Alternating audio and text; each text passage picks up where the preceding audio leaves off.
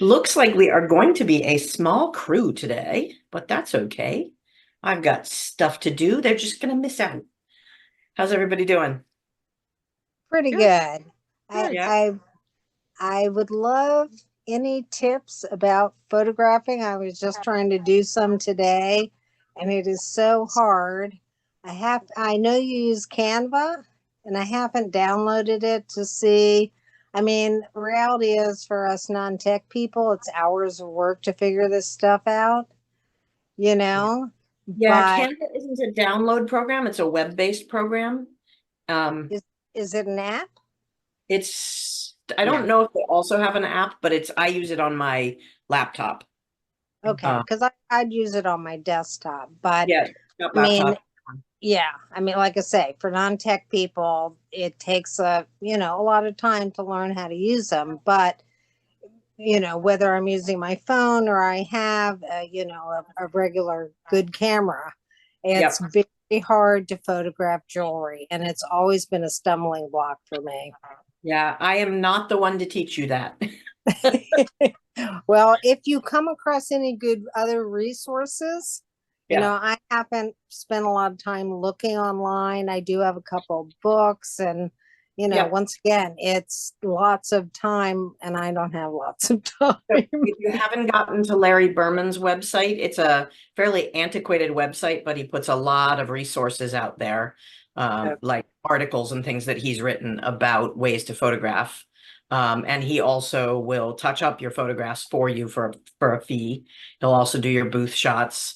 If you don't know him, he hosts one of the Facebook groups that helps people figure out how to set up their booths.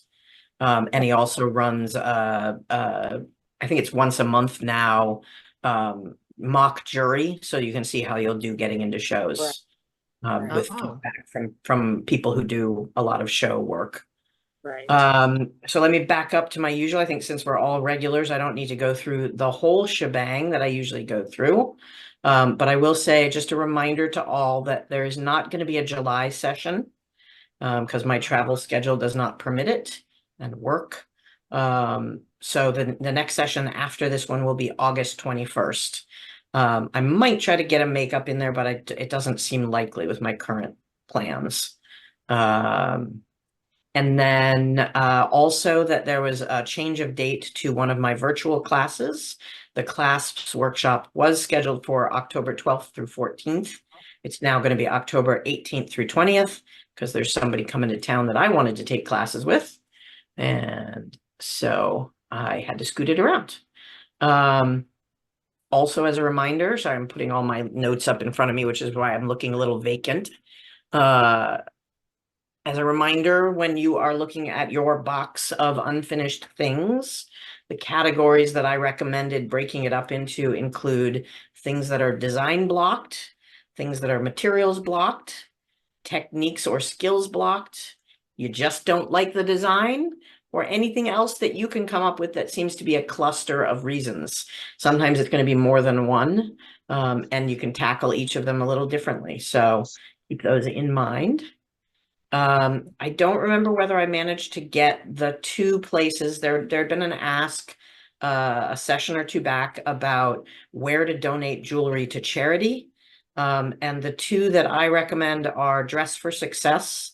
If you're local, Dress for Success takes such things, you'll need to call and find out what they need. For me, I donate brand new stuff, not used stuff, to my local one in batches. I have a program where it's called Give a Pair, Get a Pair, or buy a pair, get a pair, give a pair rather. And so when I sell a pair, I also gift a pair of earrings, not necessarily the same design, but a set of everyday wear that's nice for them to use for their clientele to add to their wardrobes when they're dressing them up for work. Um, and the other one is it's not all over the country, but Ridwell is a recycling company that does recycling above and beyond what normal recyclers do. And one of the things that they take is jewelry. I know that at least some of the members of the Seattle Metals Guild take that jewelry and do repairs on it and refurb it so that it can then go out to their local Dress for Success or something equivalent to that. So there are places you can donate. Remember that as artists, we get kind of screwed over. We don't get the value of our time. We only get the value of our materials for donations. So if you are being asked to gift things to auctions and so on, and you have the option to do so, my recommendation is to see if there is someone willing to buy the work and they donate it. And then you get some money for it and they get the full value credit of what they paid for it. Or you come up with a 50-50 split. So they're paying half of what you would charge if they were buying it outright and so on. It's not always possible, but it, you know, as an artist, we get a lot of requests and we often want to support causes, but we don't always get a lot of benefit from it because of that tax rule about materials. So those are a couple questions you guys had asked me. The other question that was asked was, where can you get maker's marks? And the one that I have used in the past is Microstamp, which is at microstamps.us. Some others that were recommended by folks on various groups I'm on include Henry A. Evers, which is Henry, Henry, the letter A, EVERS.com. I'll post these in the chat as well. And then Indian Jewelry Supply apparently does this, and Indian has a great reputation. There's two others that I had not heard of, but are recommended by more people than some of the others that I'd seen: Infinity Stamps and Buckeye. So I have no connection to any of those except Microstamps myself. That's the only one I've used personally, but I do know the quality of Indian Jewelry Supply overall is good, so it wouldn't surprise me if they do good quality stamps. Any questions about those before we dive in today?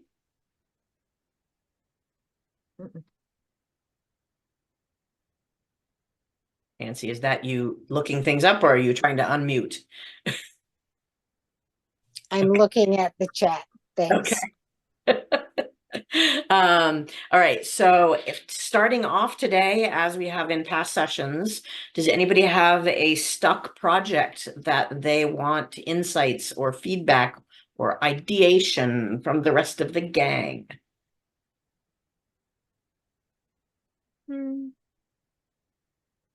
No?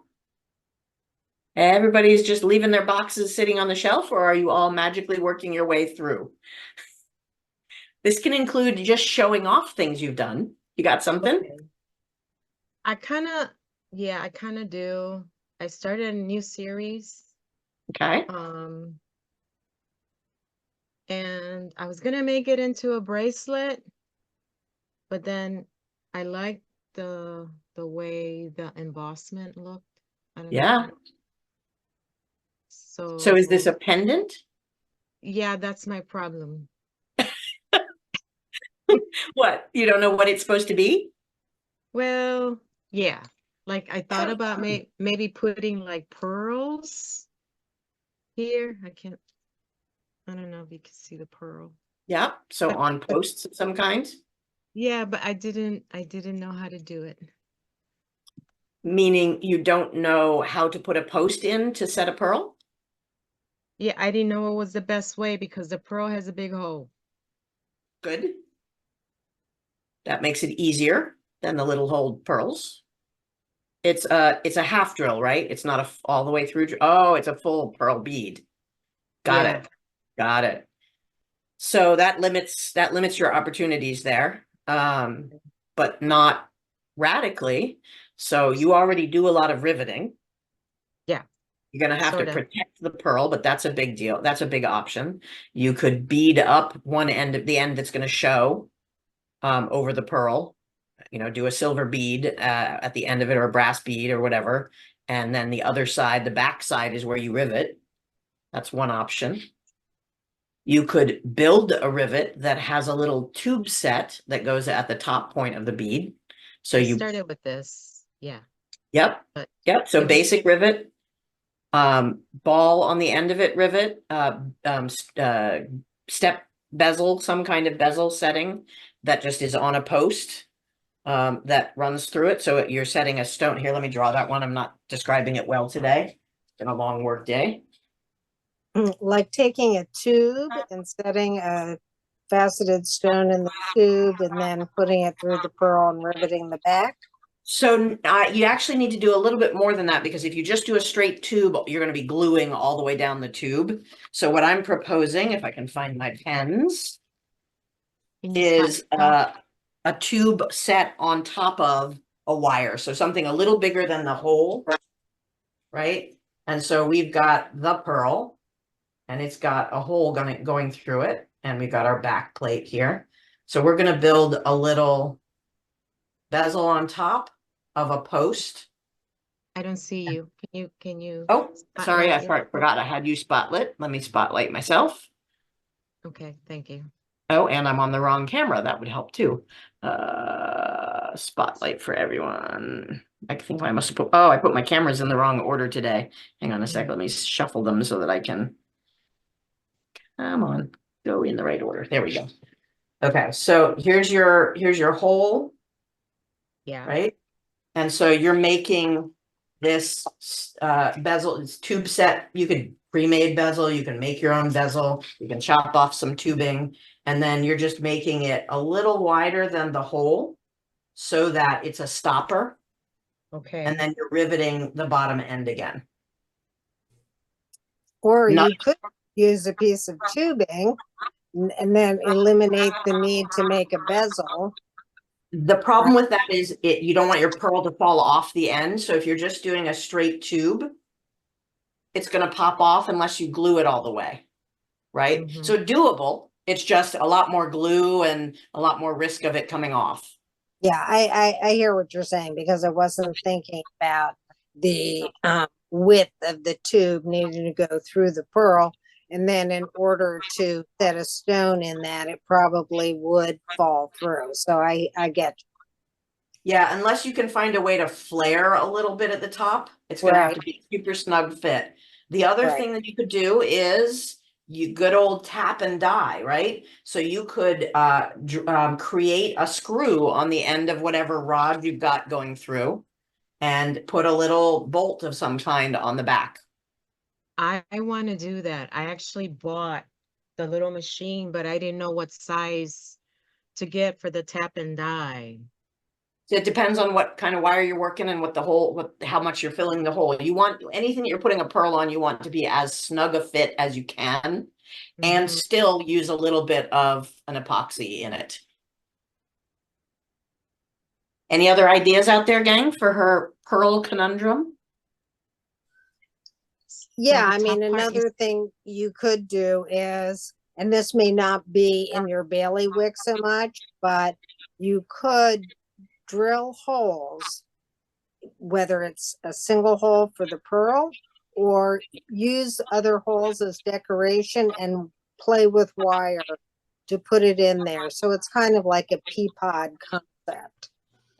Run through it sideways instead of upright, yeah?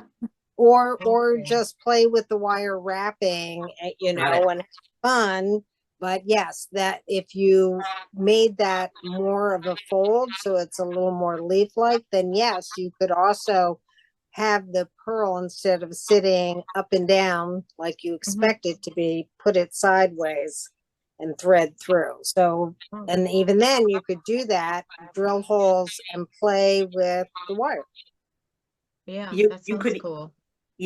back to your tube idea, Nancy, you could put a tube that runs perfectly through the hole, set stones on either side of it, and then set, either drill a second half hole from the other side, or capture it in some kind of prong or basket setting. Like that. Is that yeah, like the wire running through it? Yep. And then you Mhm. can set a little stone on each end or capture it in Yeah. some way. Yeah. I mean, there are a couple of different things there. Right now, you're lining the pearl up and down in the piece, but if you turned it so that the pearls go this way, and then I like that idea. It's a lot more work, but taking tubing, feeding that through, and then you could set gemstone on that. And if you did something like a bullet, that would really have a wonderful effect.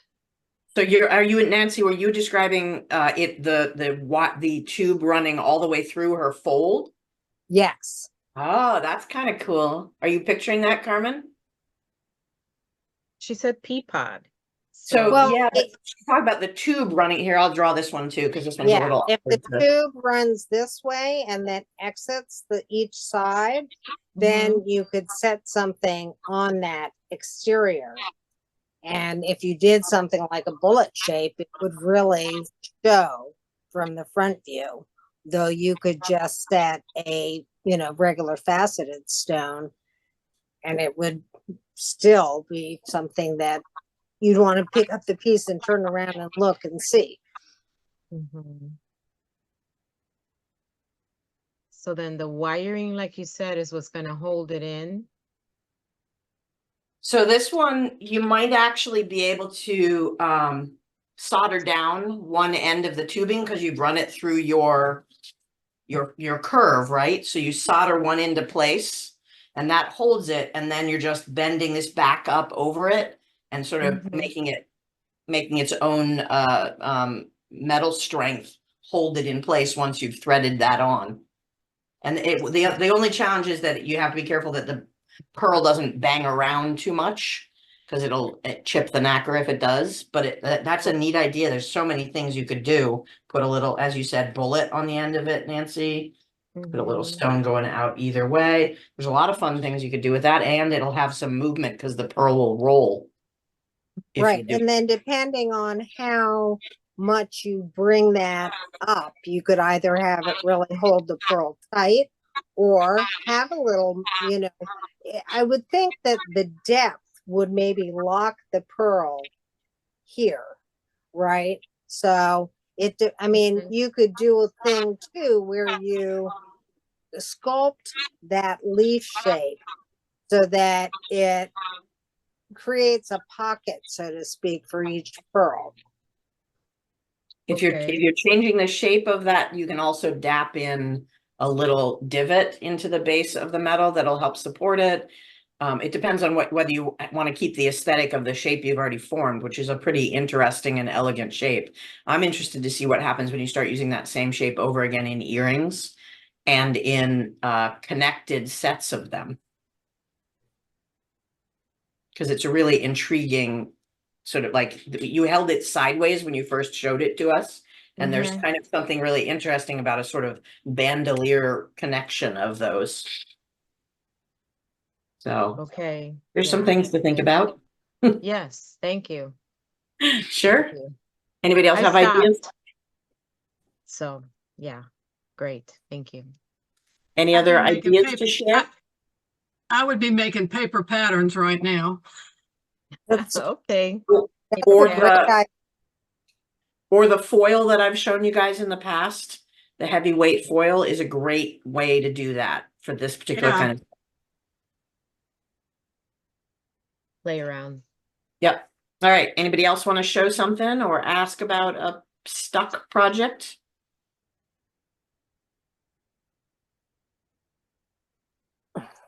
So I don't know how easily it is to see this.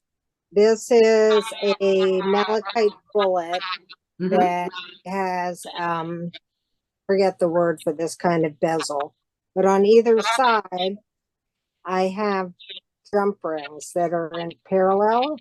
Yep. And I've made a variety of these before, and sometimes I will put like a prong setting in the center, and I will take a piece of wire, ball up either end, feed it through and make a loop so I can hang this in an earring. So I'm trying to come up with other things I might do with this. Other types of bail or connectors, or yeah, exactly. Or well, yeah, what else? Like I say, I have set stones on top, so that adds a lot of dimension.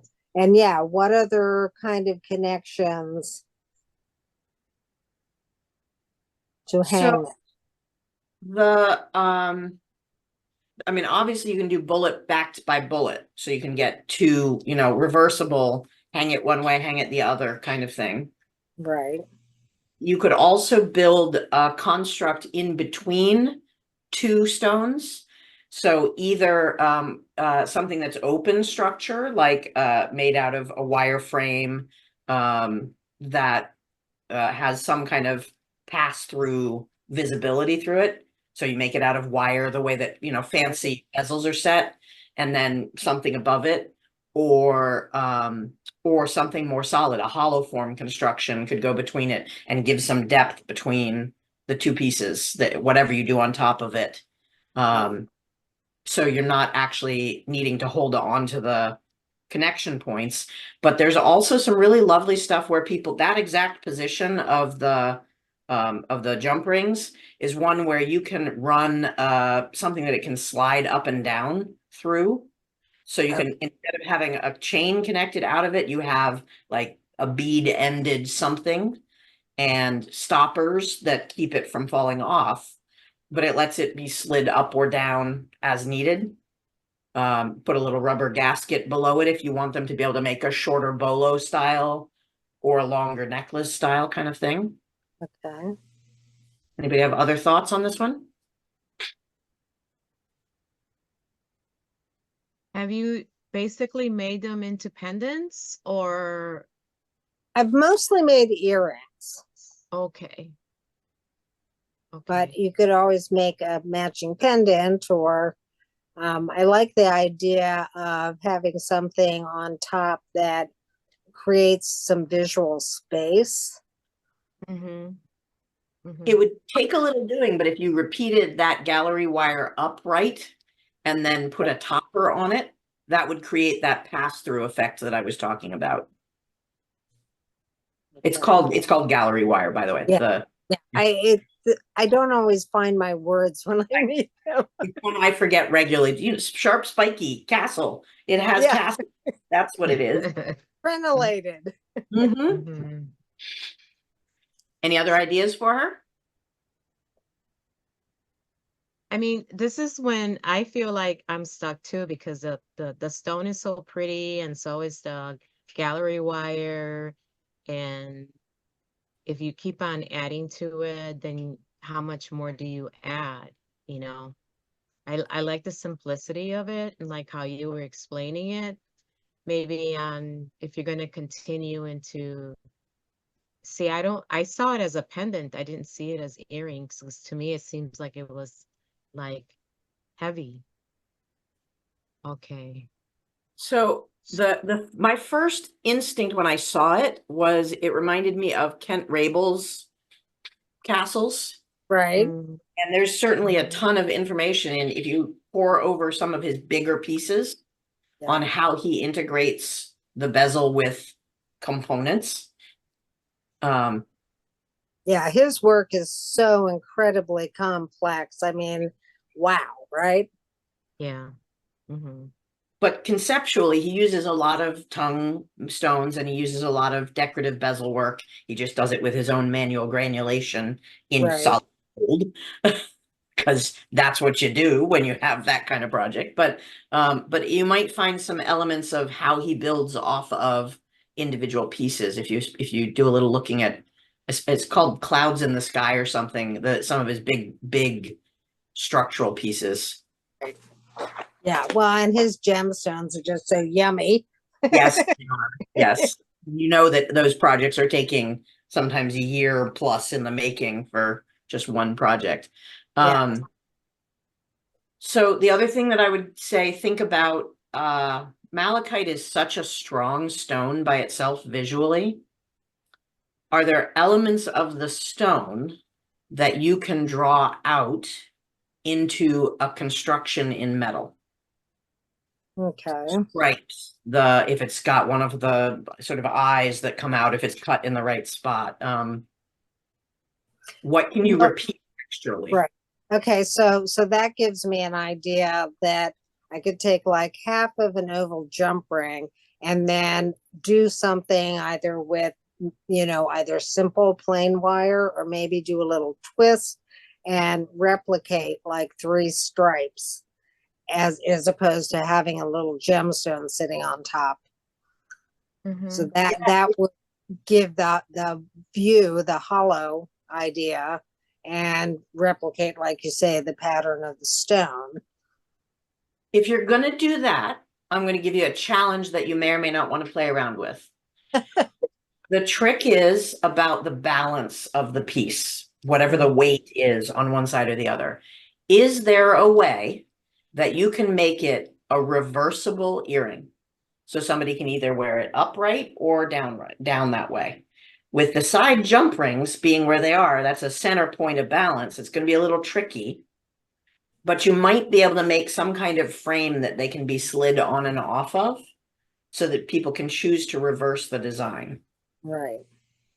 You may not want to. It may be more Right. trouble than it's worth, because I got to say, a tongue cut is one of those ones that doesn't give a whole lot of leeway on center of gravity, because it's all heavily weighted towards the thicker end of the stone. But it feels like there might be something you could do in there structurally that would allow that kind of a reversal. Yeah, I mean, that's a really interesting concept. I probably won't for this, but playing around a bit to see if, what kind of construct I can do where, like you say, it can be raised and lowered. It would be interesting. And whether then the material that is threaded through is a metal or maybe something else. Yeah. The other option, if you do want some movement but aren't ready yet for that full reversible, is if you design it well, you could build a spinner point off of the center of your, whatever this architecture you're going to build up top. If you make a jump ring stopped spinning post point that you connect to your earrings, the whole piece, the malachite unit, will be able to rotate on the ear. Right. Which gives you a little bit more action to the piece. So yeah, that's very interesting, because what it makes me think is in another version, instead of having the side jump rings, build something like a swivel on the top. And maybe in a smaller one. This is a fairly large bullet. So Yep. depend.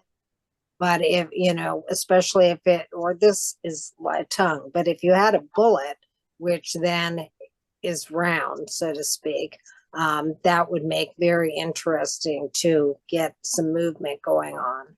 Yep. And I don't know that you necessarily need to go to the bullet. There's something interesting about the larger piece changing dimension as it rotates. Because if you do a straight round bullet, it's not going to look different side to side, really, except for whatever construct you have. Whereas this one, it'll get parallel to the head sometimes, it'll get perpendicular to the head. And those jump rings could just have a dangle off of them of a smaller, obsidian bead or something like that. Right. So I don't know that you're stuck with, you have to use those as earring connectors, but they also could be part of the overall structure. They could be used as, how are you connecting your, because if you make a saddle, think about the way that saddle, I'm going to draw this one because my words are going to fail me. Hang on.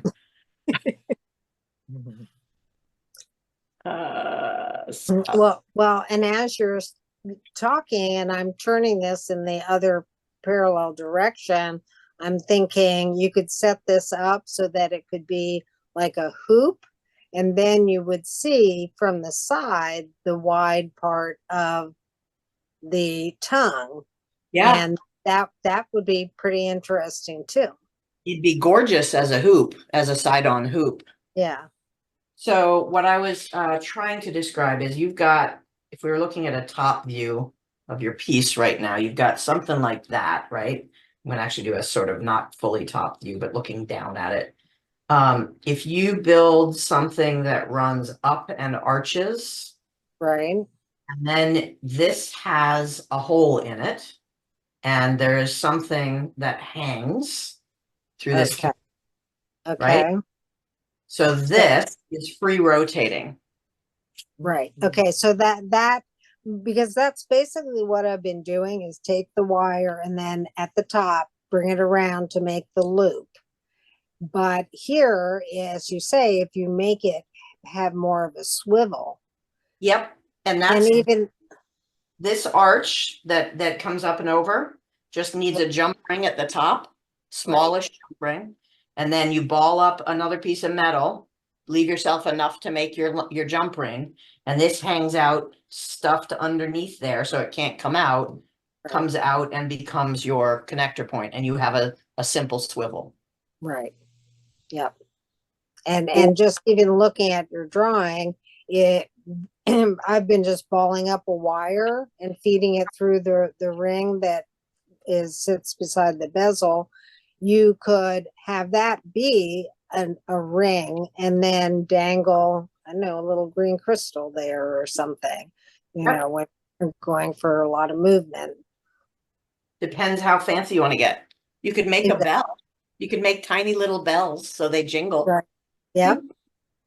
I'm always a fan of a little bit of music in your jewelry. Yes. Nice. Any other ideas for Nancy? Mm-mm. It's got a lot of ideas right now. Yeah, you change your thinking about a shape that you've been using for a while, and it really opens up a lot of design possibilities. Mm-hmm. Yeah. Mm-hmm. Anybody else? Helen, Renee, you got anything you want us to look at today? No, ma'am. Okay. All righty. I have nothing. All my stuff's in Florida and I'm in Virginia. Oh, no. I hope you get back to it soon. Well, I lost my mom right after Mother's Day, so I had to move Oh. fast to get back. So anyway. Yeah. Sorry to hear that. Mm-hmm. Okay, so what I planned on today, I gave a little teaser on the Facebook group. What I planned on talking about today was some of the clasp functionality, and I was also going to do a little demo of reticulation. I realized I had used a piece of pre-reticulated, or I had previously reticulated it and didn't show that on screen. So I was going to talk about reticulation silver a bit and do a little demo of it, of what goes into it, and talk about a couple of the variations. So before we get started on that, I'll talk about what I have done since last we met. So the first thing I did was I redid my bezel because I was not pleased with the fit by the time it was done, even after a little adjusting and shaping. So I just made a healthier bezel, and I did not yet cut away. You may remember that I had done a little bit of removal of the material following the cut of the design, because by then I had thought about my clasp design and I need to cut away with care relative to that component. So I'm going to leave this as it is for now, and it needs a little cleanup anyhow. And I'm going to talk about the clasp mechanism that I came up with. As a reminder, when we are, actually, I'm going to go back over to my desktop screen because you don't need to see my face for all this. As a reminder, we've been talking about having a component that is the sort of mirror image of the stone. Mm-hmm. Let's zoom in a little bit so you guys can get a little more. Maybe.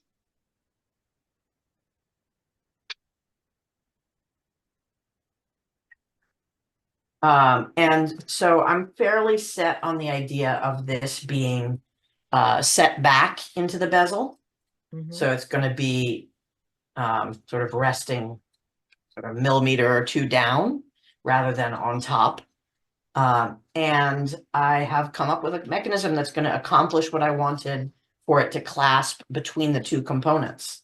Did a little brainstorming with some friends and realized that the base mechanism I was going for is really a kind of toggle or keyhole clasp blended.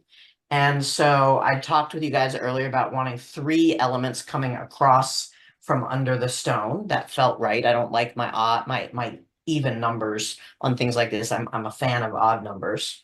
And proportionally, it's going to fit a little bit like this. This is not exactly what I'm going to end up with, I think, but it's going to be roughly 2 on one side and 1 on the other, because the druze comes out a little bit further to one side than the other. And it's a little more visually interesting. It sort of still has that Art Deco feel that's underlying this theme. And so then I needed to be able to get the clasp through. somehow. And this is actually, it turns out, this is why I make a prototype on something new like this. This is what I started with is, oh, I'd better make it big enough for the whole wire to fit through. But in fact, I don't need that. I can make it a little bit shorter and it will actually become more protected and harder for it to slide out should it become disconnected. So what I'm counting on is, take the stone out of here and then I'll tape it in place to roughly what it's going to look like.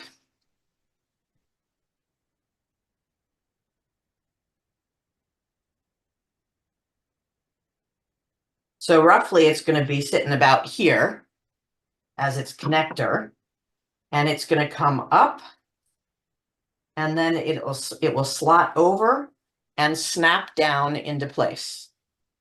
So this is all inside the hollow form construction, right?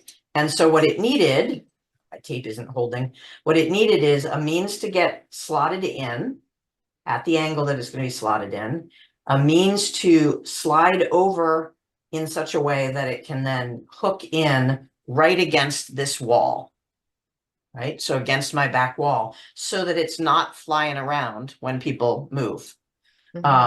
It's not enough for it to just hook in. And so what that requires is up the side wall, I need just barely the right trim for this piece to hang out. Once it goes through, it needs to lay flush with the back plate. Okay. That's cool. That's really cool. It is. I'm very pleased with this. And the other thing that it needs, it's a little harder to see, so I'll mark them, is it needs a little bit of a locking point. So I put sets of, in this case, square wire, just at the ends of the point in which it's going to rest, so that it hooks past those while it's getting connected. And that's where it clicks down and it gets captured between them. If I didn't have those little blocks, it would be easy for it to slide back up. So they're just acting as a capture mechanism. And the other thing that I did was I made sure it was angled, because even if this comes undone, it's going to be hard for it to accidentally slide out, because you can see if it just starts to come undone and pushes up, it's no longer angled at the direction it needs to in order to slot out. It would have to take a whole lot of movement of the stone in order for it to slide out on its own. Questions? What's keeping it from like going back or whatever? So those little blocks are little what's snapping it into place. The little what? I can zoom in enough for you guys to see these a little better.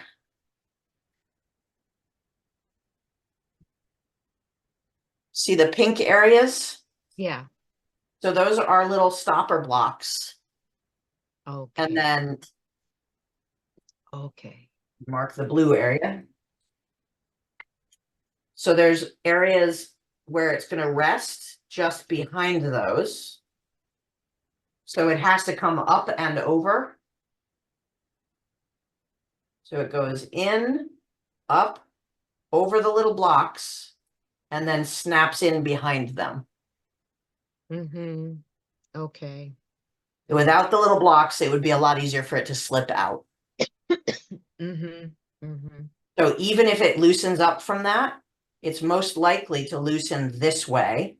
But because I've got that angle on there, it requires the act of pivoting. It has to, the bottom piece would have to be, let me zoom a little further out so you can see the whole thing.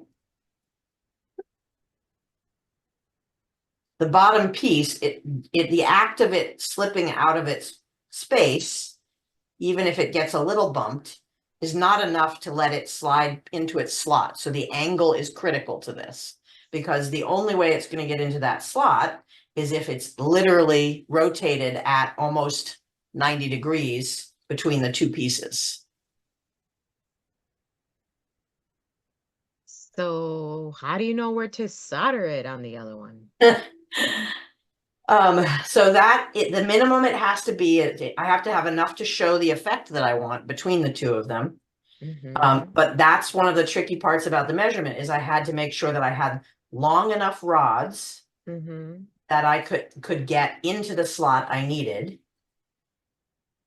and not bump into the corner, right? I don't want it to run in to the stone. I have to have enough to get through and tuck back down. And then when it's tucked back down, it gets me to a position of displaying as much or as little as I want showing between the two pieces. Mhm. Wow. That's gonna be like when I think of how heavy it is and how thin it is to solder it. Do you have another one? Not yet. This was my model that I was making. We're going to build Okay. this one on screen, the real one on screen. Okay. That's cool. I mean, that's really cool.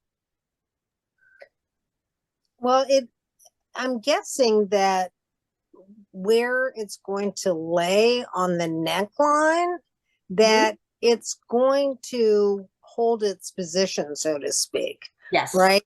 It's, if it fell really low, then there'd be some possibility of accordion, right? Back and forth. But if it's setting on the neckline, on the breastbone, then the likelihood of its being able to move together Right. to unlock is very low. So that's ingenious. It would have to pretty much do this on the body.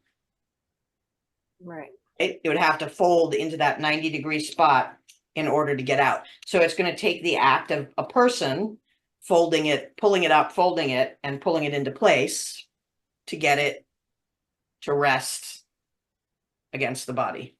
They won't be playing pickleball in it. Right. So questions about that concept? Now that's the side where it's going to be a hollow form. Now where the stone is, right? It's going to be the hollow form. So the slot is the hollow form. So it's going to be, this is one half Mhm. and this is the other half. So I have to have it working before I put my lid on. Right? So I gotta have all of this unit built. And then once I know my function is there, then I'm going to solder this into place.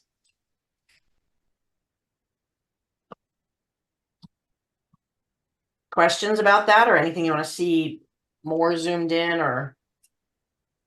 No, it's a really, like say, ingenious and smart solution. And you accomplish a lot of your goals in taking the time to figure that out and build it. Yep. Because I think the way it's going to sit on the neck is really going to work, and not having to come figure out like doing that in the back, so to speak, which Right. it's part of the design is to have all those elements to the front, and everything about it echoes the other pieces you've been working at. So Mhm. Yeah, this particular style of clasp, I suspect would work well anywhere, either flat on to the front of the neckline, right across the chest or up the sides, but would not in this scale work well behind the neck. In a smaller scale, it might. And there's a few weak spots in it.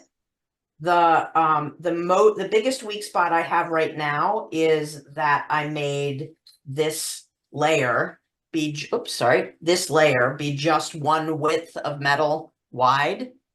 And so that's the piece that can get janked up if somebody pulls too hard. So I may need to make Oh. spacing a little bit different than I've done in this version. Some things I realized along the way that I really needed. I need those little end points to give it a capture at each end that is going to keep it from falling through, right? And I discovered, as I said, that I really only want enough for like a good keyhole clasp. I want it to only just be able to fit in one way. So when I rebuild it, I'm going to chop off about 1.5 millimeters, 2 millimeters from my slot, because I know I can come in at a slight angle and then slot into place, and it'll be more viable as a clasp. It'll hold better. So lots of good discovery in the model that I did. I also learned my order of operations is pretty precious. This front wall is really critical so that it is just the right amount of snap-in space. Oops, sorry, I'm not at the right angle. Of snap-in space off the front blocks. So there's a lot of little gotchas in this one. This would be hard to write up in a how did I get there process. And I'll be impressed if I can repeat it with success. So, any other questions about? So you're gonna redo the whole thing, but not have it double, not have the rod double or the hole double? No, I'm gonna have it. I'm gonna have the, you mean the The multiple part? slot part. No, Yeah, I'm still gonna have the slotting. I'm either going to work with heavier gauge material. I think I might go a step up on my back plate, or I'm gonna spread the width of these two a little further apart so that I have a little more meat on that connector. I suppose in theory I could also go the opposite direction, so there's more material, but I think that's actually going to go against making it stronger. The act of having a longer prong here would make it weaker, not stronger. Okay. So I'm going to minimize how much that gets pulled at, basically, as much as possible. I'm sort of on the fence about whether I think it will be stronger if I keep it that singular width, or if I double it up and maybe put 2 of my square wires right next to each other, to keep this a little bit wider here. I mean, I think there's so many things to consider between the soldering, between connecting them, if you're gonna have enough space for it to be movable. Yep. Ooh. So this piece, once it's in place, shouldn't have a lot of movement, right? It should be locked in and just opposite each other, and it's a continuous piece, right? This is my sculptural element. And then let me zoom further back out. I've started to do some connection concepts. I'm still not sure whether I'm going to stick with round wire as I have now, or if I'm going to go back and redo these in square wire. But now that I know my clasping mechanism, I can start to make some other decisions about it, including how these are going to need to interact in order to not have too much movement on this end, but have fluidity here. Because really, this is going to be about where we start to hit the shoulder on this design. And then it should go over the neck. This will be about center on the neck. And then it's going to gradually work its way down. And so a lot of our flex is going to come from this side. But I don't know whether I want to connect as a jump ring here, or whether I need my first connection to be solid. And then this is where my flexion starts. Right? I'd like to have it be a jump ring connection, so it's part of the fluidity of the movement of the neckline. But until I have this unit constructed, I'm not going to be able to model that terribly well. And I guess the other thing that we and you will be thinking about is when you have that piece that's your clasp in the front, how does it feel in the hand of the user, right? In regards to, especially, is that first connection going to be fluid, movable, or stiff? You mean here? Yep. This that point. So the unit will either be just this. Where did my tape go? Fell off somewhere. will either be just a, oh, it's still stuck in the back, that's why. Just a component of the larger piece. Right? It could be, that's a little far away. It could just be that it's here as a unit and this is mobile against it, or it could be that I've attached that so it's a whole component unto itself. My gut is telling me I really want that flexibility here, because otherwise different angles of people, you know, wider necks or narrower necks, there's not going to be enough movement to, I'm showing you sideways. So if I lock it in place, that limits the angle at which it appears on all necklines. But if I can make it have some kind of fluidity, then if I'm wider, it goes like that. If I'm skinnier, it goes like that, right? So ideally I want that, but I need to figure out whether there's too much mobility for this mechanism or whether it can survive having that level of pull and action against it. And I think I'll be okay. I just want to see the stability once this is really all constructed and one big unit. Right. And I guess all I was saying, I mean, we're the makers, so we know how the thing functions. You know what I'm saying? And Yep. it's one thing when you have it in front of you and you're putting it together. And I was just thinking about the person who is wearing it when they're looking down on it, having either side in their hands, right? So conceptually, I don't think this one's going to be terribly tricky because there's only one way it can go in, right? So if I've got it in front of me, I won't be able to see inside as it's going, but there's only a slot and a width that it's going to fit. And you'll know it's clicked down because it's gone flat. So sure, any unusual clasp is going to present some initial introduction challenges to the consumer. But it sure beats like teaching somebody how to use a friction clasp, right? Which is a tube and a rod, you know? Because it has, again, that's actually a great lesson in form and function. If your function fails the test of, do they know how it works? Can they make it happen? Even if once it works properly, it's working well, is it truly doing its job, right? So it's a good question to ask. Is this going to be functionally usable? The ones that are hardest, you know, a true keyhole clasp where you can't actually see your rotation point, people can all put it together, but by God, they have a fight to get it apart, to get it to the exact angle that it needs to rotate to pull it apart. This is not going to be as hard as one of those, in my opinion. And that's only, you know, the years of experience of dealing with clasps. But it is a question everyone should ask about their design components. So good idea to look at that.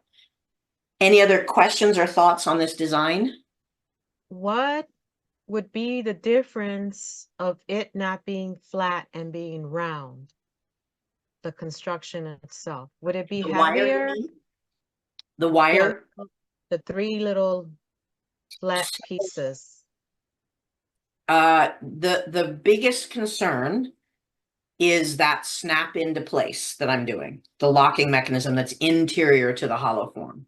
If it's round, there's only the surface area of right at the outer edges of the round, locking it in place, right? Or I'd have to go to great lengths and maybe put like a tube, a half a tube in there or something, but it's still not going to be the solidity of locking down, right? Square, I'm creating a tight little channel that it's got to fit all the way down on both sides. And so it blocks into place. And it also has less likelihood of slippage. Round gives that leeway of it could go up and over, it could go down the slot a little more smoothly. but square just has that, it only fits exactly. And so this is a sloppy version of what I'm going to do. My cut precision needs to be pretty on point to keep all my cut lines as close to the gauge of my square wire as possible. I also think it's gonna read better. I like this. Since we started talking about the connectors, I like the idea of this part being square, just because it is a visual straight line between the parts, and round would just sort of soften it in ways that I'm not ready for. It creates an angle between my two angle curves, right? All the rest of the design has an angle and the rest is curved. And then my curves are following through in the curve of the chain. So by creating this hard line design concept between them, it gives a visual like eye stopper between the two pieces. It creates an architecture. I'm not sure I can say it any better than that. But visually square, I have no doubts that there will be square wire between these two pieces. The doubts I have are whether I'm going to parallel that in the chain or keep the softness of the round as it goes around the neck. And I'm sort of heading towards keeping the round. And I'll just toss this out for fun, and that would be, what if you were to flatten the round with, you know, a hammer to give it some texture that echoes the reticulation? If I were going for that level of texture, I would probably reticulate my wire rather, which is doable. It's ugly, but it's doable. I'd probably use a lot of scrap to get my wire, and also risks making it a little more brittle in the process. Okay. Part of what's really appealing to me about it is there's an architect whose name I'm blanking on, who does these spire-like buildings that have almost church-like long windows in them that have the curve of a church window, but all the lines are cement and steel and hard and crisp. And there's something that's really appealing to me about this flat, clean, straight square line going between the two curves and the textures. So I think texture on the betweens feels like overkill to me. Well, yeah, I understand. And I know that that's, you know, your aesthetic there, but what I'm loving about this group and these talks is how it opens up to visualization. So for instance, with that piece of yours, I could see making other similar versions. Oh yeah. You know, and where you might, like every other link, have some texture, and the other, I mean, once again, it's just being able to see the variety, you know, within a certain form and where you can carry it. So, yeah, that's what a collection is built around in my world, Yeah. is variants that you can do on things.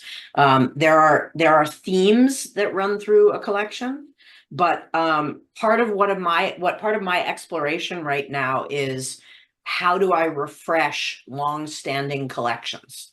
So I had way more time than I should have on this last show this past weekend to think about where I was in life and what I was doing with my art. And what was interesting to me was that I sold 3 pieces this weekend, exactly the same thing, one each day.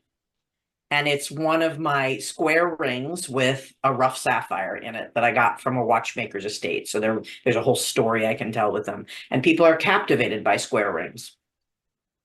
And I thought, you know, of this collection, literally the only thing that sells on a regular basis on this collection is the rings.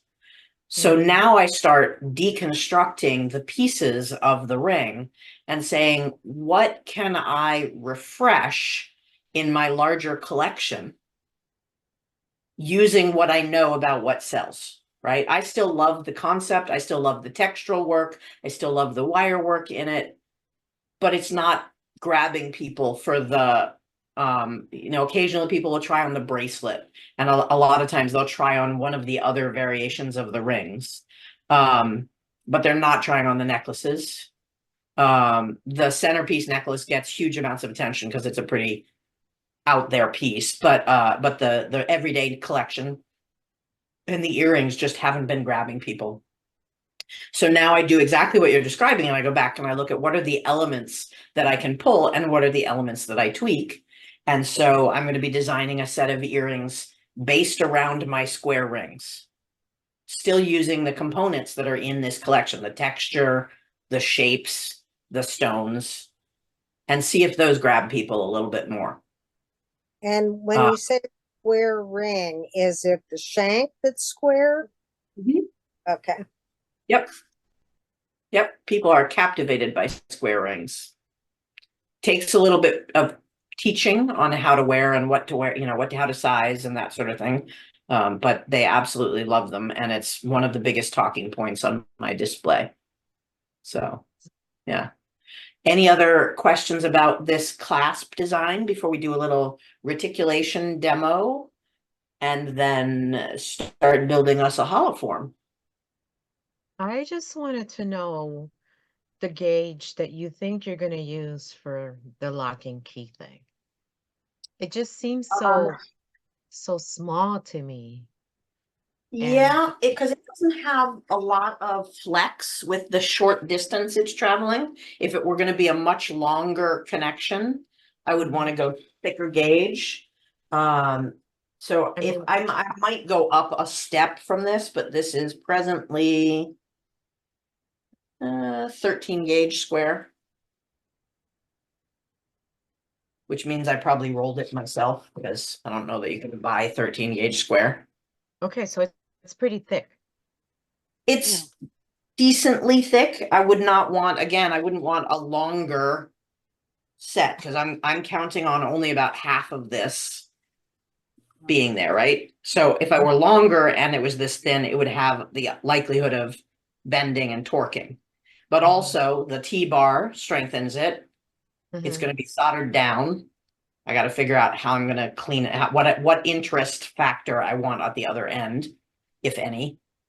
Or I might just leave it long enough that I can fade it into the metal.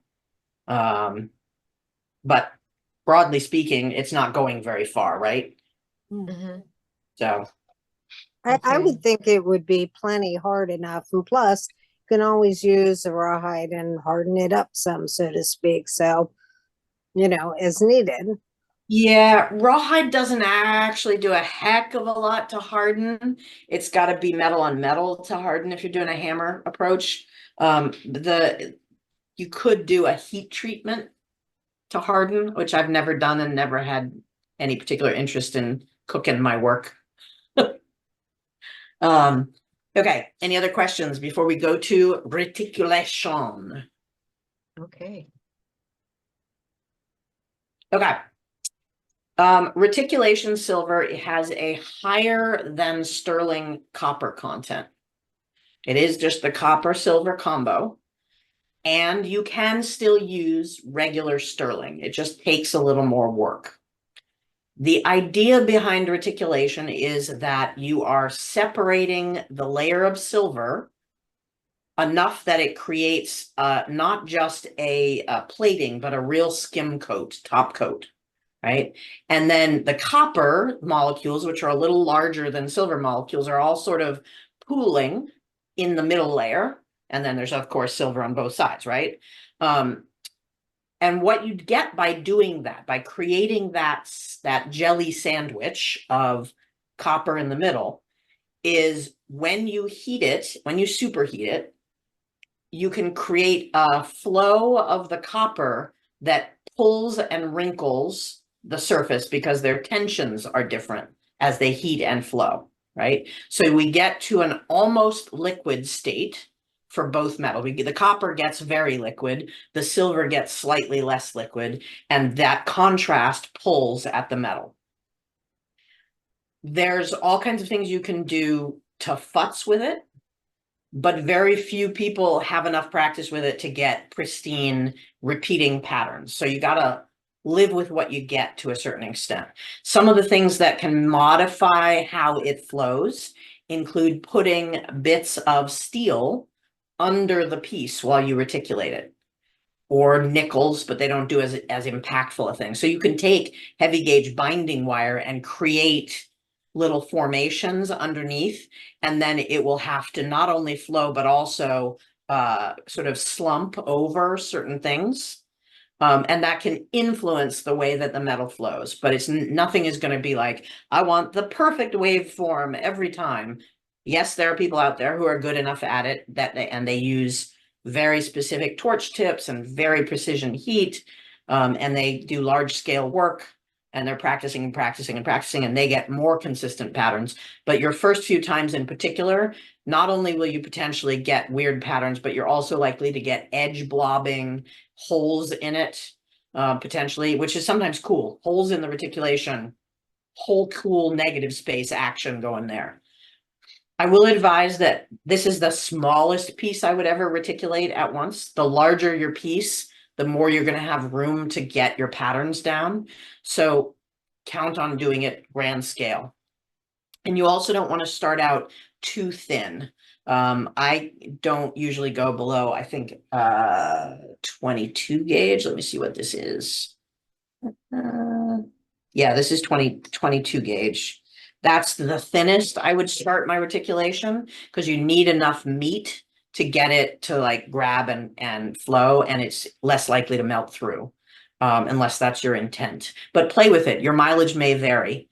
The absolute best for controlling your pattern is a Smith Tiny Torch with a fairly hot tip. I'm going to be doing it with my acetylene with a small torch tip. But then there's people who'll tell you, yeah, the only way I get my patterns is by giant blowtorch level tips. I find that I get more specific wrinkling with the smaller, hotter tips, but other people like that sort of softer movement of the metal. It's really more about having the patience and watching as the material flows. The other trick that you need to know is that even if you've purchased reticulation silver, which you can make your own too if you have the patience with the right ratios. But if you've purchased it, as soon as you cut any one side of it with any device, you need to depletion gild it again, right? Reticulation silver comes pretty much rough depleted, but I'm always going to do my depletion gilding, which is we're going to anneal it, quench it, pickle it. Brass brush it, anneal it, pickle it, quench it, brass brush it. If you're starting with sterling, do that at least 7 to 10 rounds until you're no longer seeing anything but solid white, like there's nothing for the pickle to take off.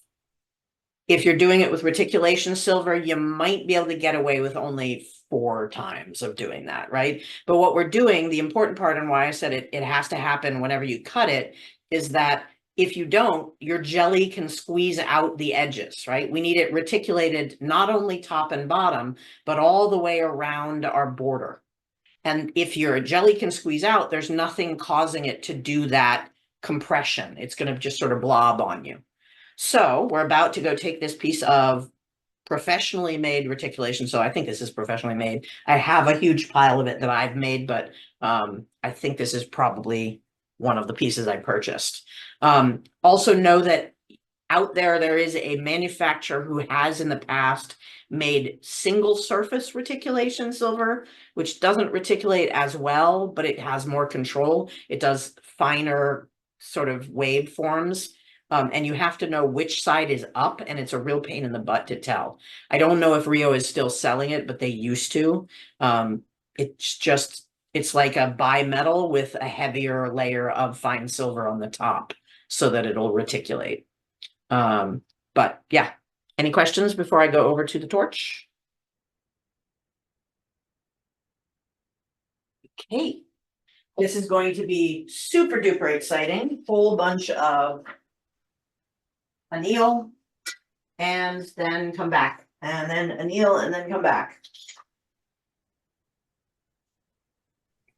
I have my torch on, so it's going to take a moment. Oh, stop. I did a workshop many moons ago with Harold O'Connor, and we did reticulation. I don't remember. Are you going to at any point use a flux on that or not? Nope. no flux. Because you're separating out the copper molecules anyhow. So we don't need to, we're not protecting from fire scale really, because it's kind of, we're forcing the fire scale almost.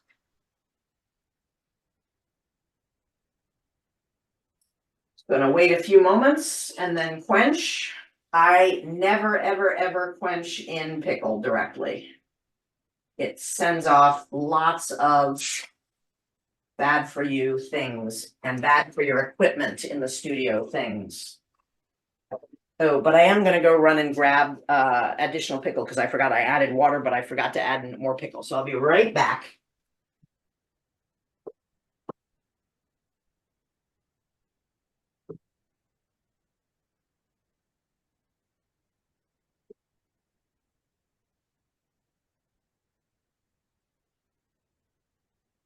If you're interested, this is the pickle I use, pH down. It costs less than when you buy pickle from a jewelry supply, and it is higher quality because it's human grade. Oops, canister connected.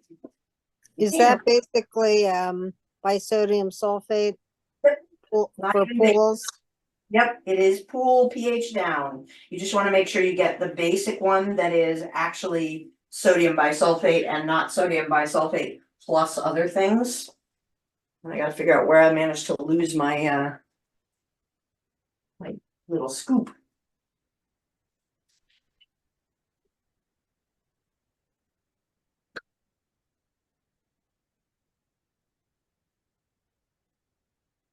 I like a fairly strong pickle.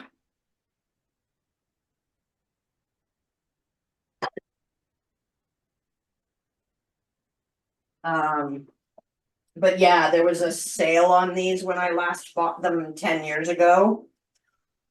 So I bought I bought 3 containers of these, gave one container to a friend, and I'm only halfway through the other container. The second container, I have 3 total. So yeah, that's all there is to depletion gilding, is we're gonna go do this 7 times.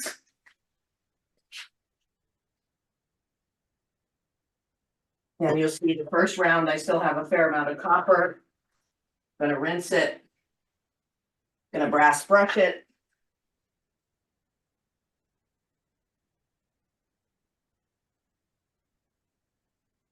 Taking the copper off. But again.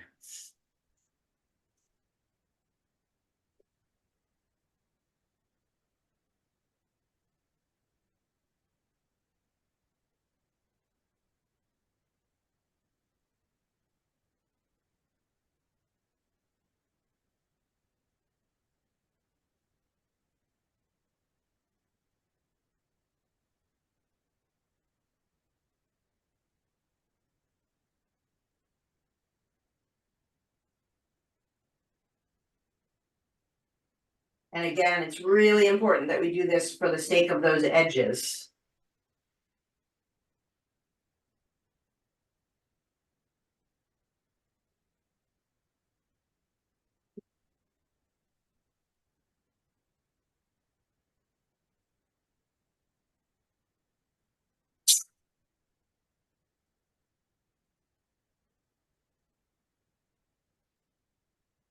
All right, and now we wait again while it does its thing. Any questions while I'm in between rounds?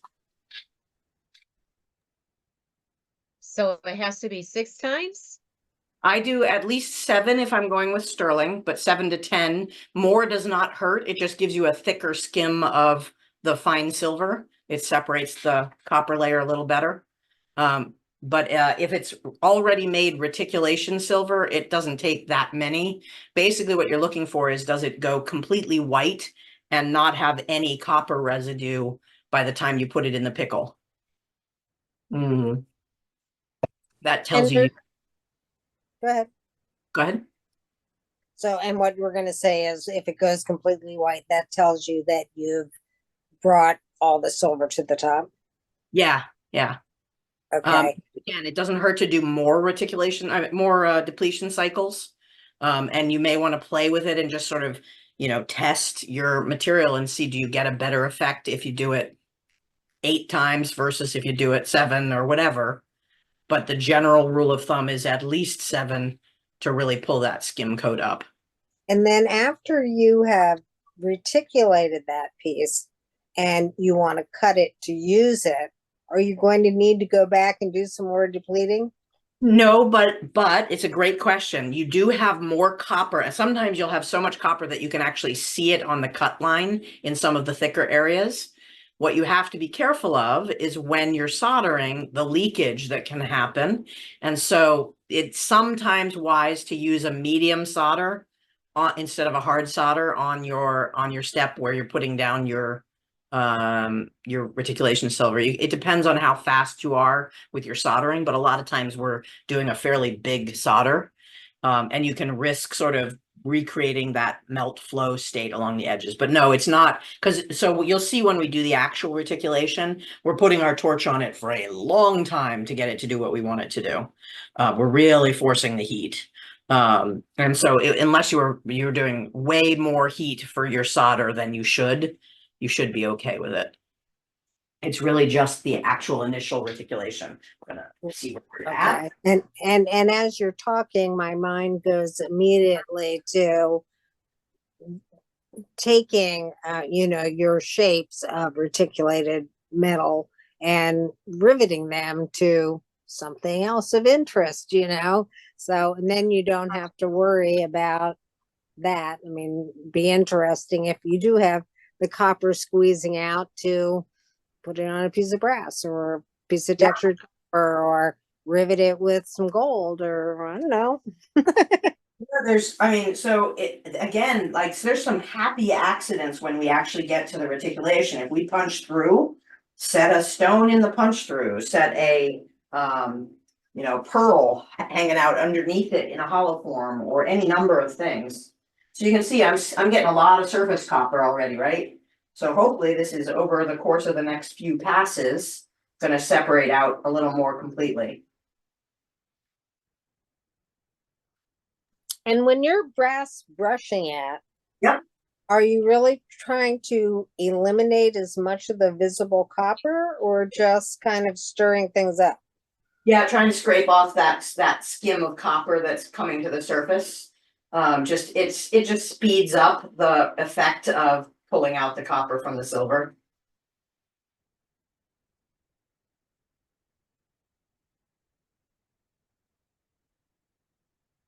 You'll know you're overdoing your annealing on this stuff if the corners start to curl on you.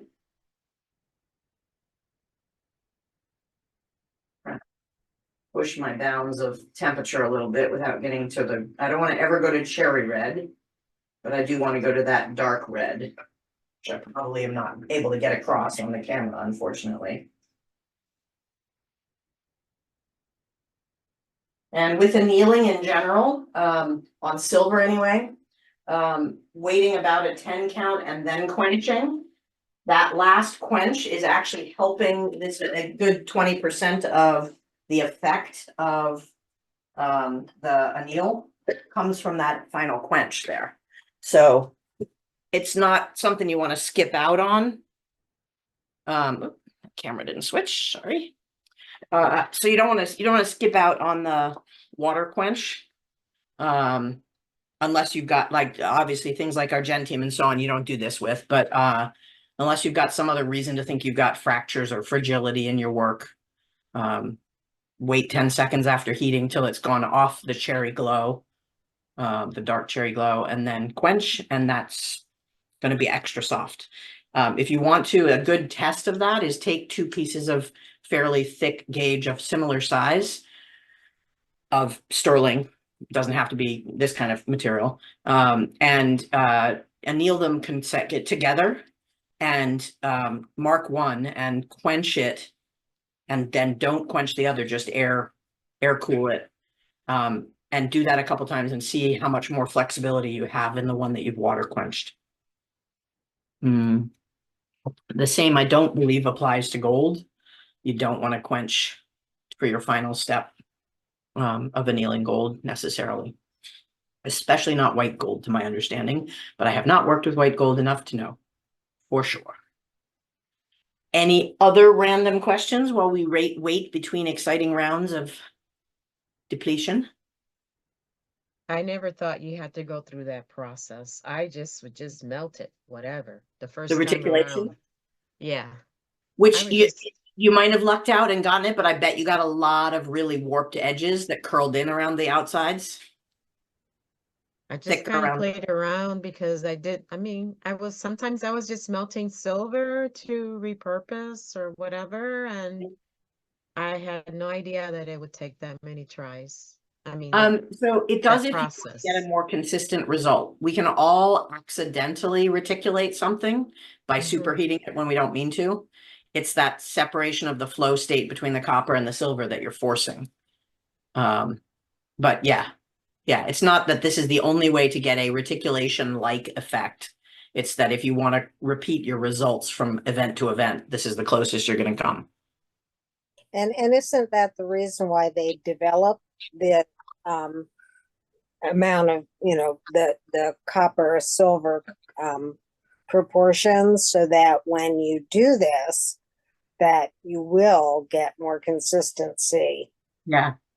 I'll have to dig up John Cogswell's recipe. He does a little bit different than the industry standard. I want to say it comes out to like 70-30. But I don't quote me on that until I can dig up his recipe. But he just liked a little bit more of one component than most industry mixes have. As a reminder, it's not markable as sterling by the time you're done. It is less than sterling quality silver. So what you do when you have a mix, in the US, it doesn't hugely get evaluated by anyone until you are in the big industry side of things. In the UK, you would have to worry about it. It would get marked accordingly. All right, What happens? It's evaporating or what? No, it's not silver evaporating. It's just that because it's got more copper than a sterling does, you can't mark it as sterling. So it's less total silver than a traditional sterling. But it's still going to be sterling though, right? I mean, it's still going to be silver. So if you're reticulating sterling, yes, but if you're reticulating reticulation silver, no. Oh, okay. So we're That's starting. because the proportions to start with aren't 925, which is what sterling is.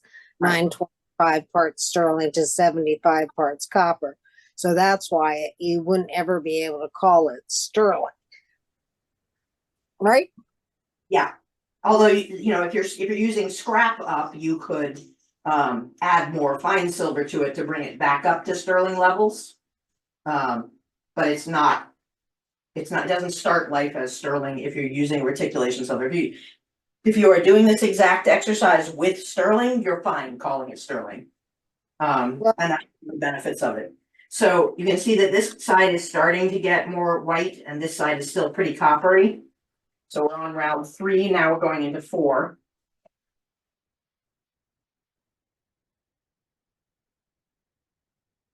And I know this is as exciting as watching paint dry, but we got to get through it.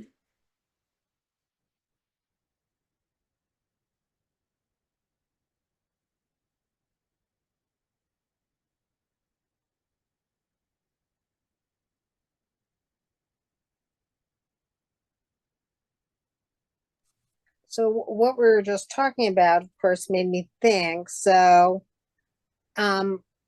you would not have any problem soldering on this material, right? You had said before, use medium instead of hard, because now I'm thinking, okay, you reticulate, you have some interesting patterns. Now, if you want to take some sterling scrap or shapes or whatever and solder it down to echo the patterns.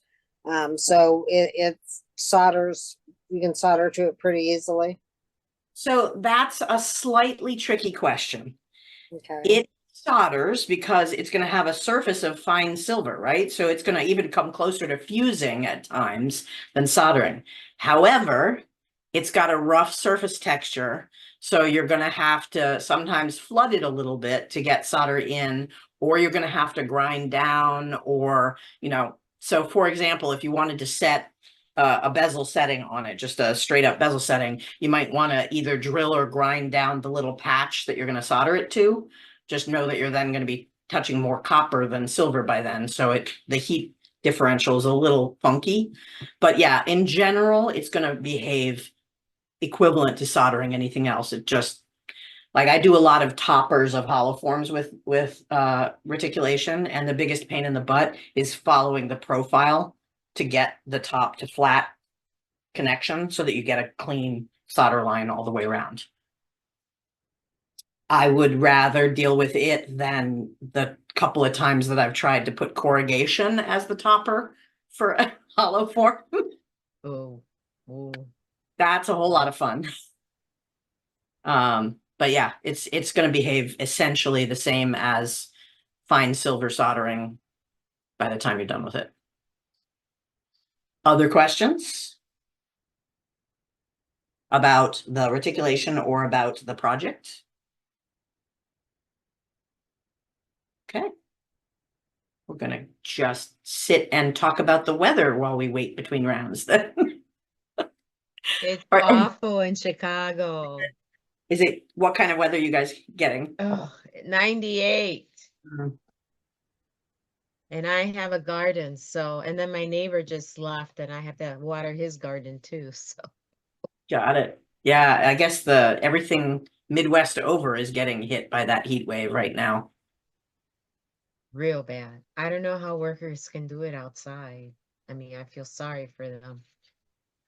This weekend we got incredibly hot, followed by incredibly cold, followed by incredibly wet, followed by hail, followed by more hot, more cold. It was like a 4-hour window of chaos.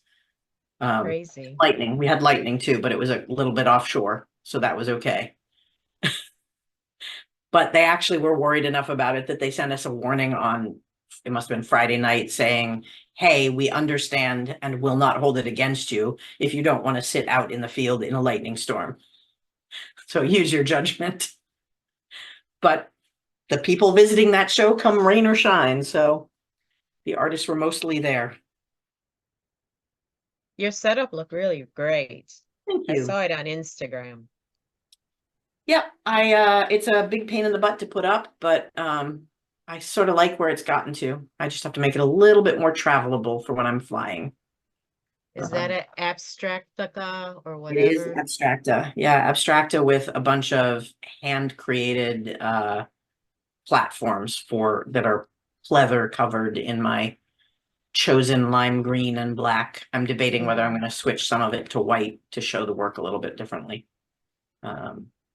But I'm at the point in my career where I'm going, I don't know why it's not selling. Is it my display? Is it the way I'm talking to people? What is it? But I've got no answers this year. Mm-hmm. So let's see. Are we ready for round 5? Doo-doo-doo.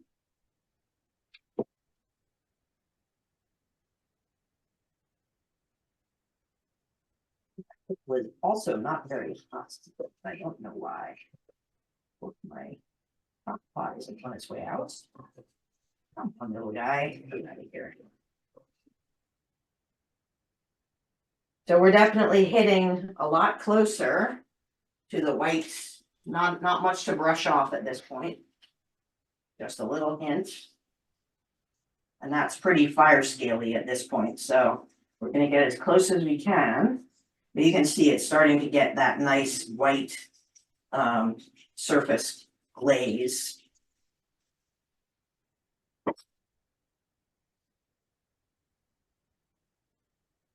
It's 5 or 6. Oh yeah, I forgot which one we were on. 5, This is number 5. I believe so. Okay. Super easy to get impatient about this, but They should require less and less time in the pickle each time, as it gets more silver and less copper.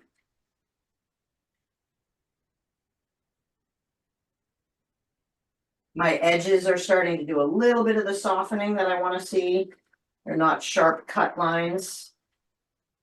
And you can see it's not going as black as I heat it, which means that the silver is definitely coming up.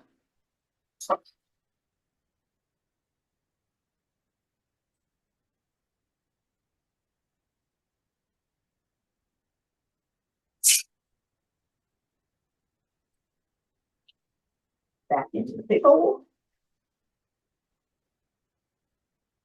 All right, let me think about whether there's other things I want to prep for. I feel like I should also be starting on one or more of the other projects, because this one is going to take a bit.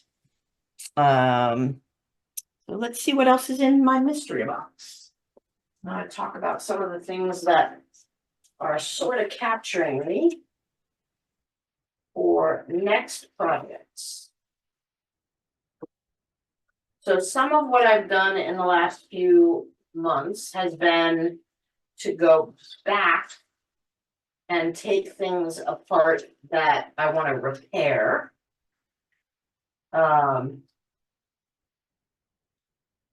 Because I realized that I hadn't been putting them out on my display because I wasn't happy. They weren't as perfect as I wanted them to be. And so one of my favorite necklaces that I've done, it worked the way I wanted when I first built it, and then it snapped because it got packed badly. And when I went to repair it, I didn't repair it to the same state that it had been in when I first built it. And I realized I was never happy with the fix that I had done. So this is another one of those funky chain pieces. And it's one of the more interesting connectors that I've done. It's a little tangled right now because of me taking it apart. But it has this really neat movement to it that I've always wanted to return to its glory. So this is another one where the stone drove the design. I think I had it. I can't remember which direction I had it. I'll have to look at my photographs. But the stone, the second time I did it, I ended up soldering it locked into position. And part of this design requires that it have flex. So this piece would have a closed connector on it from where I took it off. This was underneath the stone. That was how it was. It was like this by the time I was done. I'm going to put this down on the paper too, not just on my awkward frame while it's hanging here. But because of the connectors that I'm using, it needed more flex. It needs the reconnect that I had done, I had soldered one of the links down to the bezel, and it really wasn't having the movement it had prior to me having built it. It's the first time. The first time I had it on a jump ring flex point that gave it the movement it needed. And as soon as I locked it down, it no longer sat well on the neckline. But these connectors, let me bring it over to the close-up camera, are just simple jump rings, and it's about their position relative to the wire, and then having the link run through the other piece, right? So you can do, oops, sorry, I'm out of frame. Where's my frame? It's out a little bit more. So you can see that I've just put a jump ring on the back of one and run it through before closing up the other. So it's not an easy soldering exercise, but what it does is it creates this ability to pivot while still keeping the shape of the frame that it creates. It still creates that roundness. I'll flip the right way. So this one has just a double hook clasp. to the right direction.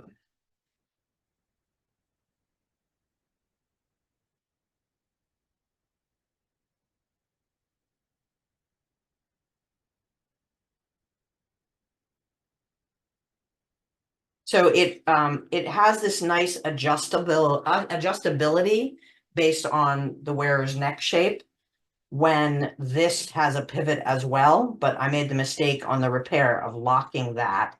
So it was only pivoting here and it left this very awkward and locked. But what I really like about this series is that, I mean, this design is that it has movement in multiple directions while still maintaining the basic integrity of the curve of the neckline. So it's simple, but it's also complicated, if that makes any sense. And so I'm going to rebuild the bezel and redo the connecting motion there, the action behind the scenes, so that it goes back to being flexible. I may consider converting the bottom jump ring to a sort of a ball joint kind of beaded pivot point instead, because I think the reason that it snapped was too much pressure when it got packed up, pushing it in a direction it didn't want to go. Questions on that, or do you want to see anything closer up on this puppy? How was it? How was the stone on there? Did it have a bezel or It was what? yeah, just a straight up bezel, but then behind the bezel, so it's just going to be straight up bezel. And the problem was that I soldered down this one to the back Yes. plate and it Mhm. locked my angle. Whereas when I first designed it, it could flex forward and back both Mhm. directions. So Mhm. it followed any curve. The problem is this line counts on having all elements being able to either widen to a wider neck or narrow. And as soon as you lock one in place, it throws off the angle that it can curve to. Okay.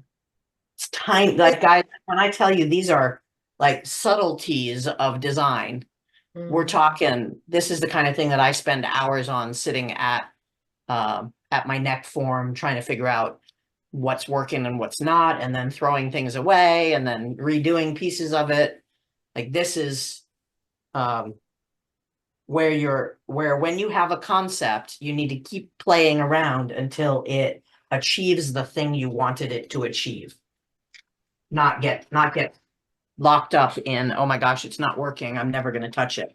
But there's a reason that some of these show up in our technical challenge category of a box of unfinished things.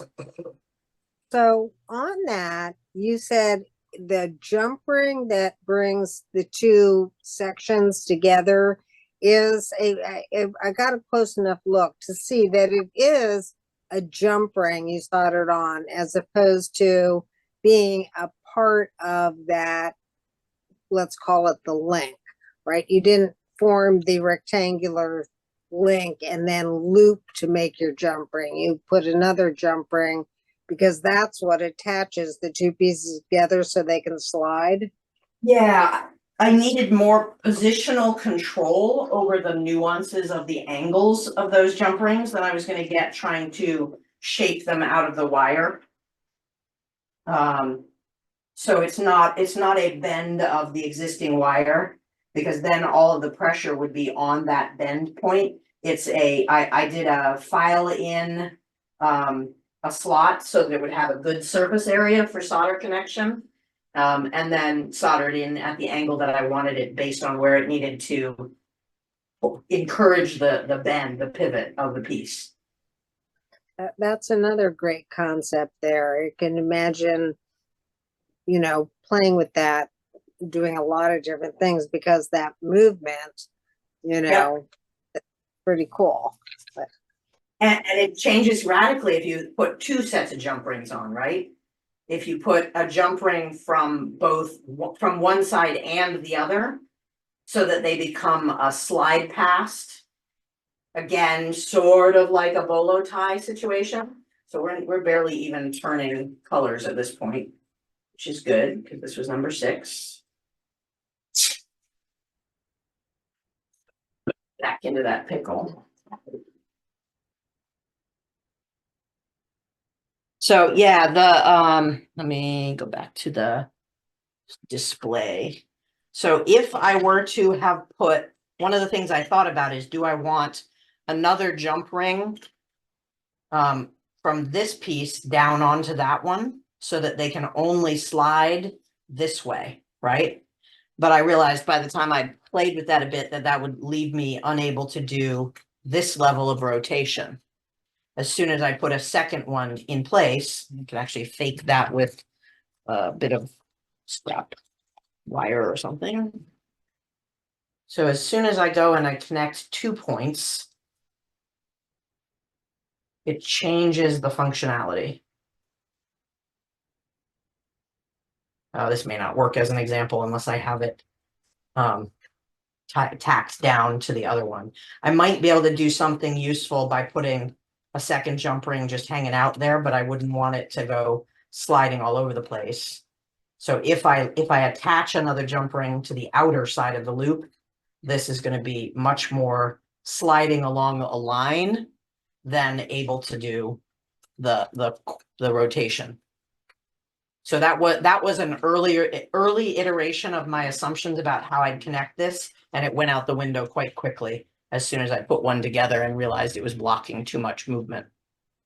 Well, and as you're saying that, my mind is going to, and this is all about the play of doing this, playing, is what if you attached an oval jump ring and had it just be a loop and not soldered, and that might give you that articulation. Yep. You know? Yep. Just once again, it's what I'm really enjoying here is getting that playful mentality so you experiment, because I find too often when I'm in the shop, I feel like I have to be getting something done. You know what I'm saying? And so you're not exploring, and that's a really valuable thing, is to let your mind go those places. So I'm not sure if I told you guys, but the Wednesday night concept actually started when I needed studio time for just that. I needed time, like uninterrupted blocks of time where I could just play or try things. And it was before I had enough space to set up my own studio.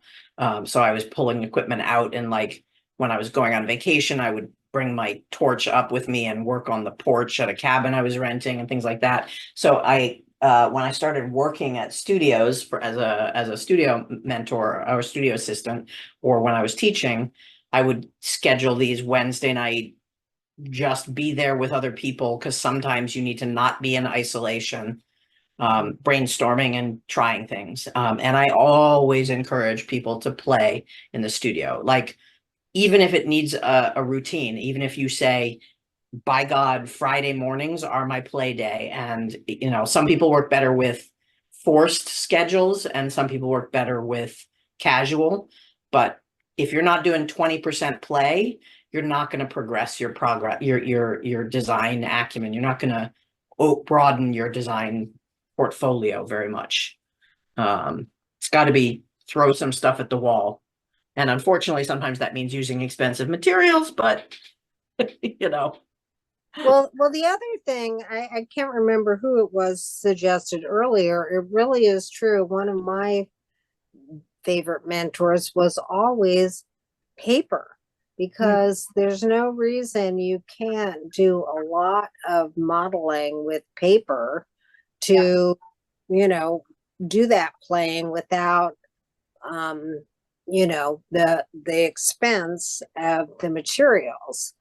Just because I think you can eliminate certain things, like the piece we were looking at before, of Carmen's.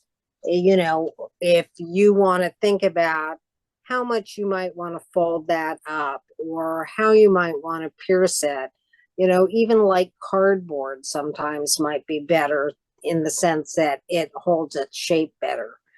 And that's why I love this foil, because that holds the shape too, and you can pierce it, and you can do all the kinds of things you would do to metal. So it's handy, or even just tin foil, if you got it.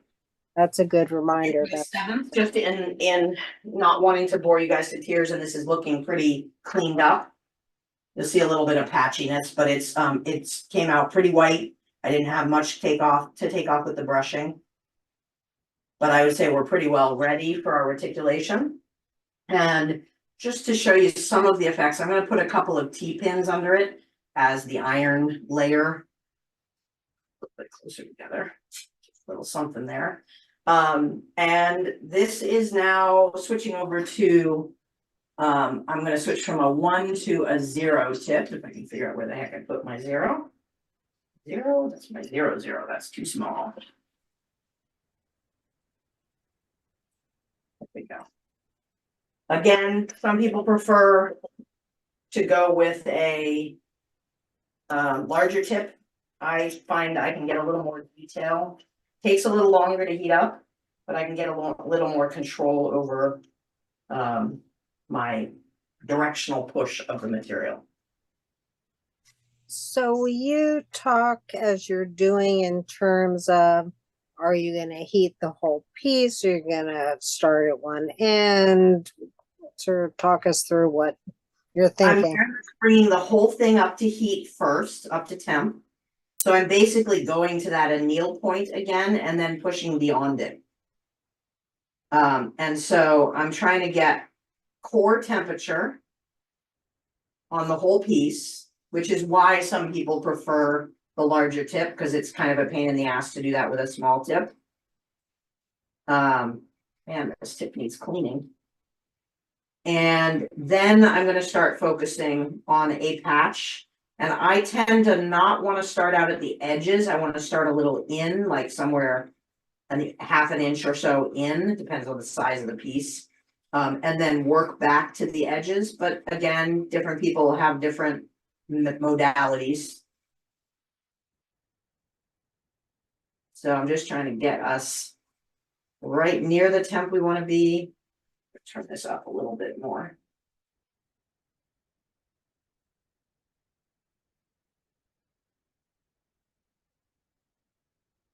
And I'm working just at the outside of that second stage of the 3 stages of the acetylene torch. So where the orange starts to get to the bushy area, but not solidly in the bushiness. I'm starting to get close to temp. So I'm now going to focus a little bit. And you see how it starts to go shiny on me? That's when I got to watch for it, because now my shine is starting to run across the piece. And that's the wrinkling effect. And I'm going to do a first pass to just bring it up. And then I'm going to work a little bit deeper. And I'm watching my edges because I don't want to go over crinkly at the edges. It gets real thick if you do. And then I'm going to do a little more controlled, focused, getting it to really push the bounds of its wrinkle. So it pools, it gets all moist and liquidy. And then I can start to cause it to follow the heat to create some patterns. You can see the edge there picked up a little bit of wrinkle. And this is one of those things that your first piece, get something about this size and play to get used to its reaction, because you have to sort of puddle and pool and move quickly and then back up and work a little bit more. And it's all sort of a learning experience of how the metal responds to the torch. And include pushing beyond where you should so that you get some melt points in it and poke through. And some of it is about changing the speed. So I get a little bit more lumping if I get a big pool and then I sort of spurt it away towards the edge. And you can see underneath the steel, I'm getting some interesting wrinkling over the steel as it slumps to either side. Rotate a little bit so I can get a little more of that.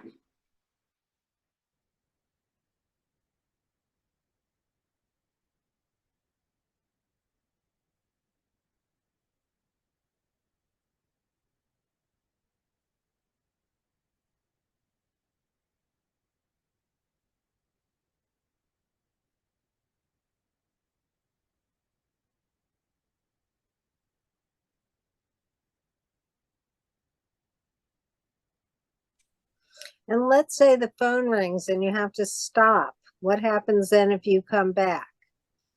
You'll bring it back up to heat and get it flowing again, and you don't want to cut it between cycles. I try to do it all as one pass. But it is possible. I just wouldn't do it on really, like, I wouldn't cut it up and get small pieces. Oh, there we go, to a big wrinkle.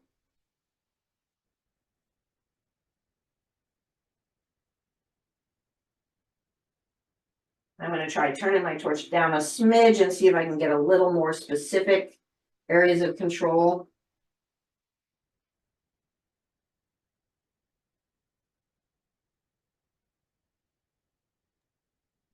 Too low.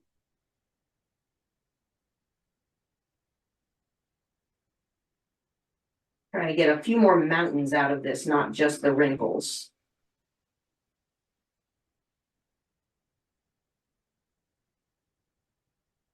Again, that seventh drawing up of the metal might have been part of my challenge for getting some of the more detailed wrinkles.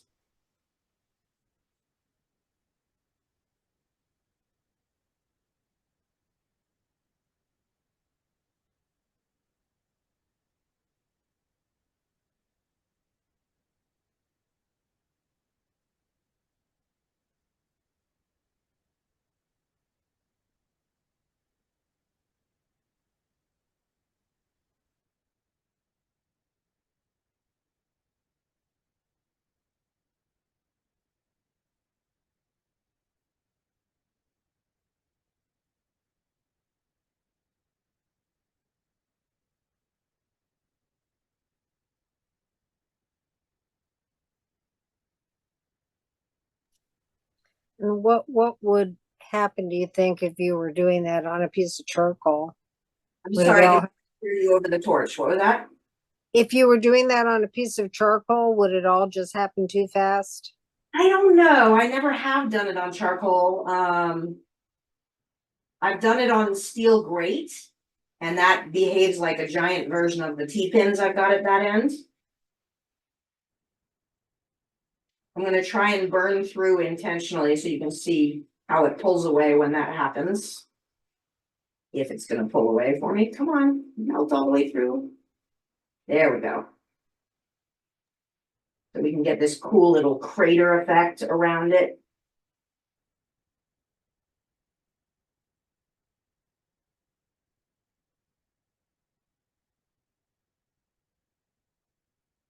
And some of it is this sort of flicking away is getting the more interesting outbound textures, not just pooling, but also like building up.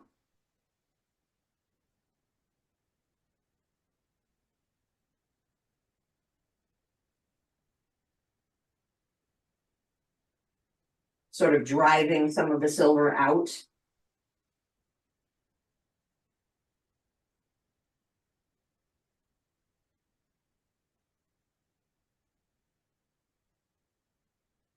Not sure how well this is showing for you guys on screen, but each pass is giving it more wrinkles and more waves.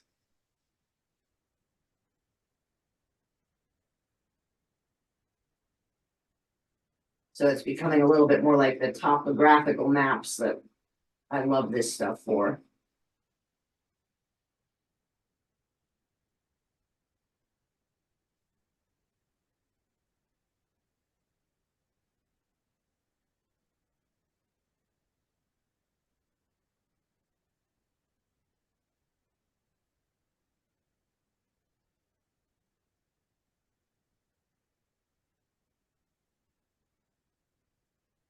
And the thicker you start with, the more likely you are to get some really big ridges, if that's what you're going for, but it's gonna be thick and heavy and hard to cut through by the time you've done that, if you go too thick with your material.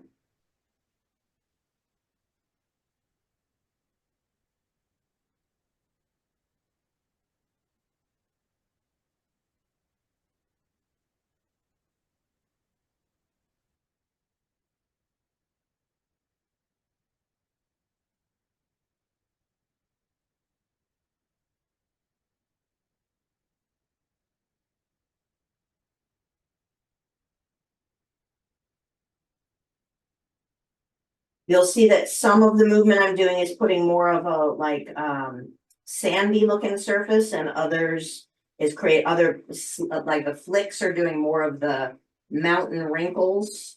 Whereas the area work, like when I stay still on something, it tends to go more towards the little spatterings of texture. And reticulation does really, really well when you bring it up with blackening of some kind and then polish down certain areas.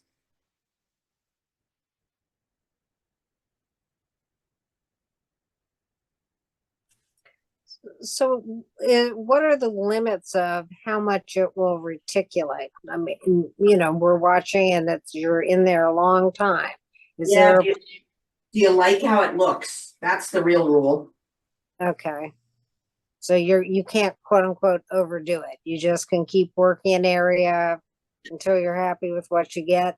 Yeah, and it always takes longer than I expect. So here, the other thing is sometimes the back looks more interesting than the front by the time you're done.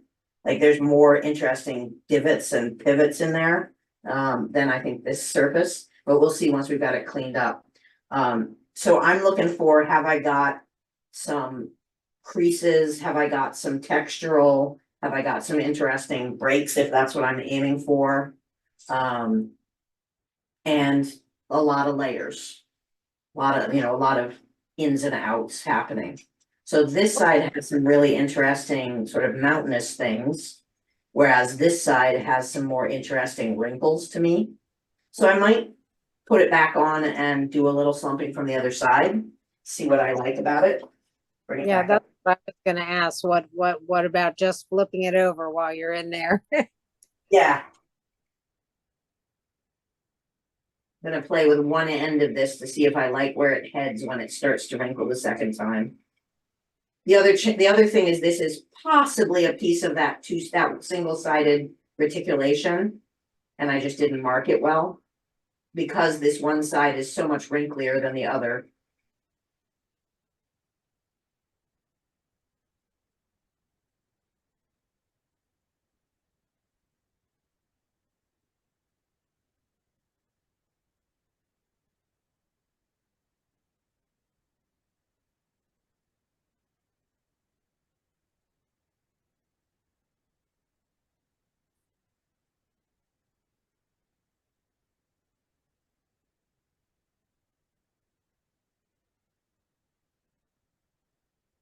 I'm just looking for the sort of dullish areas and trying to encourage them to be more exciting at this point.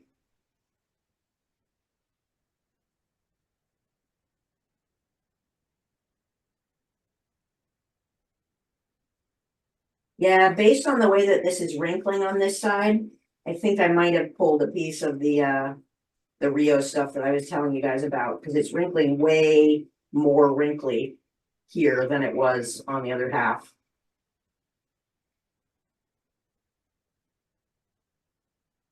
You mean on one side more than the other one? Yeah, one side is creating more wrinkle. Okay.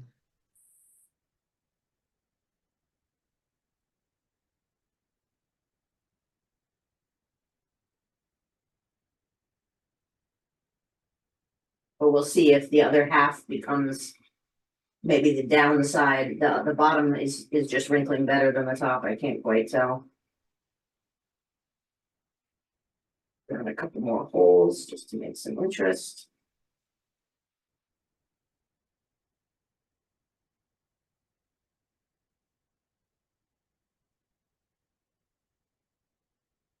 I think that's as far as I'm gonna go today and see, we'll see what it looks like once it's cleaned up. Yeah, there's definitely a side that took the wrinkles and a side that didn't. Like this is neat sculptural, but this is definitely the more traditionally crinkly effect. Which is good, you can use either side, it gives you choices.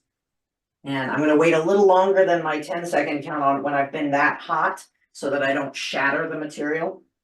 You want it to really cool enough before you do the next quench. Put that in. And then I'll put that in the pickle one more time and I'll show you the effects that we get out of it. So yeah, it ain't quick, gang. It's especially not quick if you're making your own material and rolling it. But it's a great way to add visual impact to your piece. Cool for hollow forms, cool for rings. If you are going to do a ring after you've done this, do a little bit thicker starting material and be really, really gentle with it as you're forming it, because it is taking a lot of heat and it's going to become a little more brittle than a non-overheated reticulated material. So just be careful with that. Any questions so far? If it becomes brittle, can you reheat it? The answer is there's a point at which you're going to want to re-smelt it with some added new silver and go back to using it as scrap / new cast. But that's true of sterling. That's true. That's not specific to the reticulation process. I don't know if you all have had the same experience I have where you are working a piece and then it just shatters into shards. Like you just overwork the metal. It needs some fresh material, and that's toss in some grains of fine silver for casting, and toss in some flux for casting, and flow it out, and maybe you can salvage it for something. But if you have enough material, when I've shattered something, I tend to put it in my scrap pile for somebody else to refine. Because it's really strained the bounds of the molecular bonds in the material. So, any other questions while we wait for that to finish pickling? Okay, how many of you have worked with reticulation in one form or another? Yes, that's 2. No, you've never done any real reticulation stuff. You just overheat it until it reticulates. Okay. Renee, Stephanie, Helen, have you done any reticulation work? Mine was only unintentional. That's some of the happy accidents that get you some results that you go, oh wow, how do I repeat that? Yeah, if you're into textures, it's one of those fun things, you know. And man, when you start adding kyambu on top of it, or there's a technique John used to teach that I have yet to properly recreate. Maybe I will attempt to do it on camera later on, in which he takes 14 karat yellow gold and brush paints it onto silver. And the effect that comes up on reticulation in particular is it's like this Japanese caricature ink painting in gold, and it takes the blackening agent so beautifully it's not even funny. And it's literally bringing the surface fusing level of fine silver up to temperature and brushing a rod of 14 karat, and for some reason it only works with 14 karat, and you have to use Prips flux in order to make it work. But it's like a script that he just would brush across the top of his material, and it's stunning. In fact, maybe I have a photo of one of his pieces that he did that on. Let me see if I can bring that up for you guys. And was that on fine or sterling? So Or on it's on the fine silver that has been raised. So it could be done on straight up fine silver, but it really, really pops on reticulated silver. Let me see if I have that in his book, in his photos that he left me. Ass notes, Cogswell. I bet I do.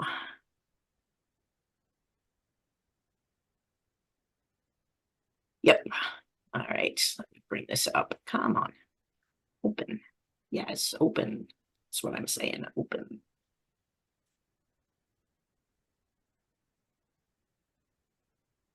Come on. Zoom is not letting me share my screen yet. Come on, share screen. Maybe if I go out of spotlight. Oh. It's thinking real hard.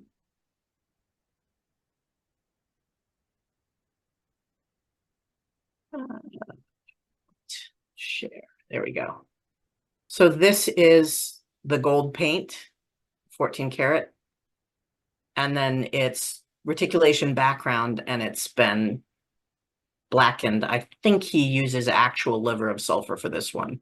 I don't know if he has any other pieces that have that effect, but some of his reticulation work is just incredible. Like this, I've never been able to achieve anything close to that level of reticulation. That's amazing. Yeah. That's a scratch. I don't know if there's other pieces. I don't think those have the gold. This is a combination of reticulation, fold forming, and some hammer texture work.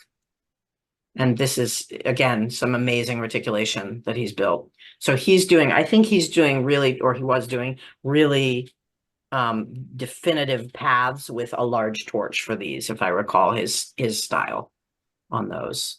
I think that is it on, yeah, that looks like that's it on the reticulation pieces. But that gold work is just magical with tiny, like he just, what he said he'd do was people would give him, you know, their old 14 karat ball earrings that were so popular in the 80s, and he'd just put them all in a bundle and melt them down into a rod and then use that, because he didn't work in 14 karat gold in general, but it's the material that would take this effect. And so fold forming with reticulation metals, we're talking about brittle. So, you know, my mind first goes, well, gee, can you fold form it first and then reticulate it, or whatever? I have no idea. I don't know that I've ever attempted that. And I think it might be interesting for you to try and report back. I mean, it's, so you'll feel when you do this that it's got more brittleness to it than a sterling, you know, than silver that you've just annealed. It's pretty darn stiff, right? Yeah. So I am not sure you wouldn't snap it when you go to do the fold form, but I'd be interested to see whether you could fold form it, open it up enough so that they won't fuse together, because that's the other concern, is your silver sides might fuse together. Oops, Well, if you were simply taking the reticulated metal and fold forming it, I guess what you mean when you have to anneal. I think I'm going to take a quick look and see if Charles Luton Brain has any information on that, or he might. Yeah, he might. Taking quite a few classes with him. I sent him an email. Be curious. So this was the side I started on, and you'll see it got almost no wrinkling, which is what is making me think this is the single-sided stuff. It did do these great mountain pieces that I like. Oh, I'll keep going out of frame for you guys. It did really nice mountainous stuff. And here's the line that we got by having the T-pins under here. So it created something around which it could slump. It slumped a lot better on the outside than it did on the interior one. But then when we look at the flip side, the wrinkling that it does is just amazing, right? So it didn't get as much of the mountain range, but it did get sort of, I guess, the lower Tetons instead of the upper Tetons, the Grand Tetons. And so again, some of my techniques included hanging out in one area until it started puddling liquid and then going flick, flick to try and build up some of these. That was more about this stuff. So this was pool, pool, pool, flick, flick to get it up there. And then the wrinkling was more of a broad, sort of slower circling that I was doing until it did its wrinkles. I also could get different effects by chasing it sort of snake-like. So you can see it sort of did this in here. And then again, there's some cool effects when you've had, this is the side the seal pins were against. So you can get some cool forced ridging in there. And you can put other shapes under there than just a straight line T-pin, you know, build a little circle of, or figure eight, or whatever you decide you want to work with of binding wire. steel binding wire or iron binding wire rather. Questions on that? Well, of course, when you say flick, flick, I want to grab my soldering pick and flick, flick and see what happens. Yeah, you're gonna get use an old soldering pick because it's gonna get gunked up. It'll fuse to it because it's liquid. I mean, at that point, it's liquid. It's really a pool of shiny metal that you're seeing on the surface. But yeah, you could potentially sort of draw and pull a little bit. You're gonna have to be really, really agile between needing to have that hot torch on there and getting in close enough to pull at the pool. And there's a chance that especially if you're using a steel pick, that it'll poke through. But again, I love these interruptions when you actually burn through. There's so many interesting things you can do setting inside of those holes or having something gold peeking through, or it's great for a hollow form topper. And you build something interior to the hollow form. Mhm. Any questions? So are you going to use that for the pendant you're No. working on? No, I just realized that I was using for my pendant cutout, I was using a piece that I had and hadn't shown you guys how to get to this material. Okay. Yeah, Okay. so I just wanted to demo the technique. Okay. And yeah, see this is interesting. So this must have been a piece of that double-sided stuff, because if you look at this piece that I've got for the hollow form, there's both wrinkling and mountaining, for lack of a better term, on both sides. So I think this material, this is either a piece of the material I made with John's recipe, or it's the true reticulation silver and not the single-sided, and this has got to be the single-sided. So that is our reticulation thing. I think because it's going to take a while to actually build the hollow form, I think I'm going to pause there and call it a night. But my next step will be to build the frame for this. And I'm building it in two parts in this case because I want to create the wall for the, this is going to be easier to show on the other screen. Because I need to build this unit of the clasp and cut away at it, I'm going to build this component without the sidewall and get my layout laid out, but not cut, obviously, the side thing. I'm just going to build in the frame that I need to do to create the clasp holder. And then I'll put this wall in. And the other thing is that I'm debating whether I want to do the wall and then make an interior bezel step and set the, I just put it, there we go, set this into it, or whether I'm going to do a technique called stitching, which is that I don't create a frame at all. I can't do stitching because in order to do stitching, I'd have to be able to get to the back side. Shoot.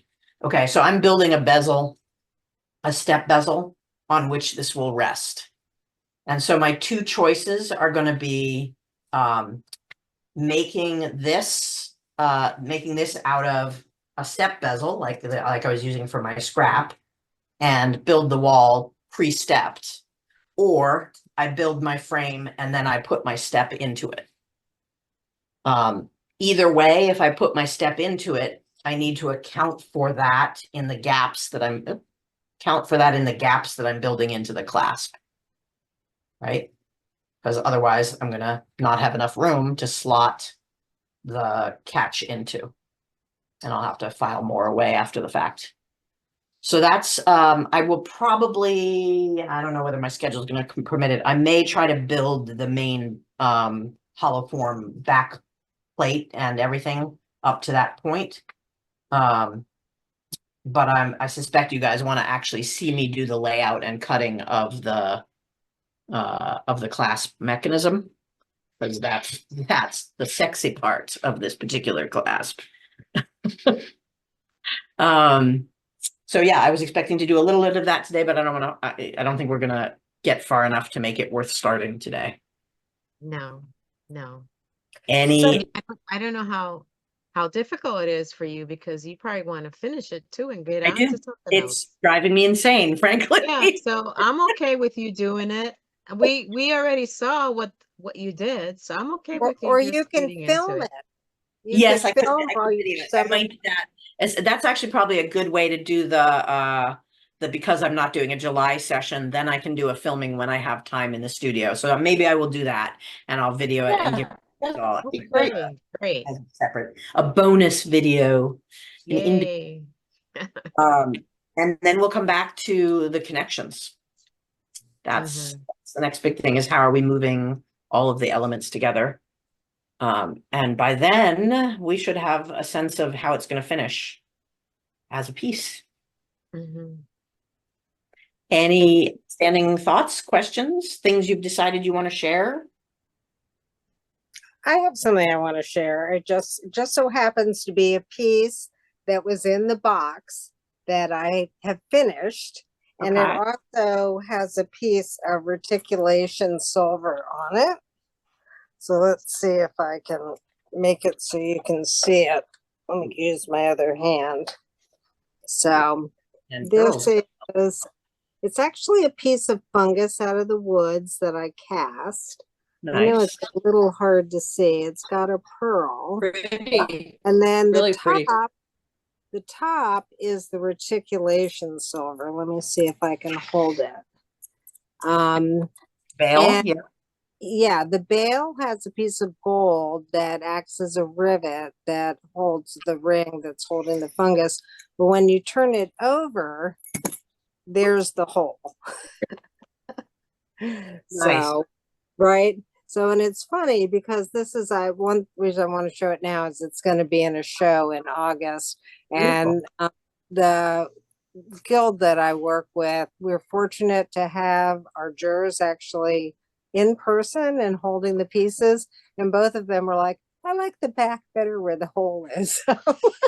Oh, It just goes to show you. But anyway, so there's something that I pulled out of the box and got finished. So Nice. great. And what are Great. you hanging it on? Do you have a specific chain or a cord or what? you know, I had it on a black steel, very thin wire. Usually when I put things in juries, I don't like to put anything in because almost always they come in and go, "Oh, it's a commercial chain," or blah, blah, blah, blah, that kind of thing. But they, often they like to have something so that they know it's a pendant, if they couldn't figure it out. So I might put this on gray rubber myself if I'm wearing it. Or I'd probably just use a snake chain because I like how simple it is. It Have doesn't you compete. have you done any fused chain work? Have you done any loop and loop? The only chains I do a lot of bead chains like what I'm wearing, and I've done bird cage. I can't justify doing, I don't love the work and Right. nobody wants to pay me for the work, more Right. important. Yeah. So, I could do lots of chain stuff. I do bird cage because I like that, and especially like in silver 20 gauge, it's pretty quick. Yeah. Yeah. So the reason I ask is that this is an elegant piece that is deserving of a quality custom made chain to go with it, or of some very high-end Italian weave for you. I like some of my highest end gold work I put on Byzantine chain. You're not getting me making Byzantine chain no matter how much you pay me. But I have a good quality Italian manufacturer that does really heavy duty Byzantine, and I blacken it and it pops the piece. But I also, one of the cool things about that little back spot is I could see this being elegant on like satin or silk cord as color. And then it has this cute little thing for the wearer out the back hole where you can see that little pop of color. Right. Right. And when you say Byzantine, you mean like a bird cage? I mean, actual Byzantine. Isn't birdcage open weave? No, it's closed. It's, Okay. I think they are the same. Okay, then maybe It- that's what makes 6 jump rings, fold them back, thread through. No, Byzantine has the bend up here. Let's Google and find out. Okay. difference. The other chain I like a lot for that is a wheat chain. You know, as opposed to a link, open links, I like the smoothness of snake or wheat for certain things that it's got decoration without competing. Got it. Yeah, wheat chain for me is a little bit dated. It feels Yeah. So um many people have chains, you know, it's like, it's not the thing I'm trying to sell to them. right. So it does look like birdcage is kind of an open version of a Byzantine in a weird way. Let me show you guys what we're looking at here. If I can get my Zoom to do its thing again. When I make mine, it's very tight. There is not. So birdcage here, is that what Right. you're calling birdcage? Almost. It looks a little different because you know why? Because I put 2 in between. I feed 2 in that, yeah, the way this is, but it's round. It's not square wire or square So fold through. yeah, so it looks like maybe they're relatives at the very least. Yeah. I put a fairly tight Byzantine chain on my expensive chains that are even tighter than these weaves. Yeah, mine's very tight. Next time we meet, I will pull one of mine. I've got one I made out of 14 karat Nice. yellow. So yeah, and they are This- nice. This is the level that I'm using for, this is the Right. tightness Yes. where it's chain manufactured that Yeah. snug. Yeah. But yeah, so I don't even know if you need that, but it deserves something other than just throw whatever's convenient chain on it. Because Nancy, Yeah. you missed a meeting last night, I think, with I'm having to look at his name, Donald No, I was there. Friedlich. You were Yeah. there? Well, think about what he used. He used the daggone string from the thing you trim your grass with, Right, exactly. and it looked good. Yeah. Yeah. grass trimmer, you mean like No, the cord? do you know who Donald Freelick is? Uh-uh. When they send me the recording, this is from the Washington Guild of Goldsmiths, when they send the recording of his talk that he gave us last night, I'll send you the link to it.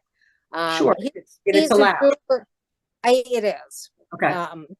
He is a jeweler who got very heavily into glass and playing a lot with light refraction and the movement, how the light hits. And he does some interesting things. And he Nice. was using like fishing line that he was putting clear nylon over or different stuff. So, no, On $2,000 necklaces. right. Yeah, I always have mixed feelings about it. And again, my brain goes to form and function. So if I've got a $2,000 necklace, I want to make sure that whatever I'm wearing it on is not going to break on me. But if it's an unusual material and it's not going to break, that's okay. That's okay. Right.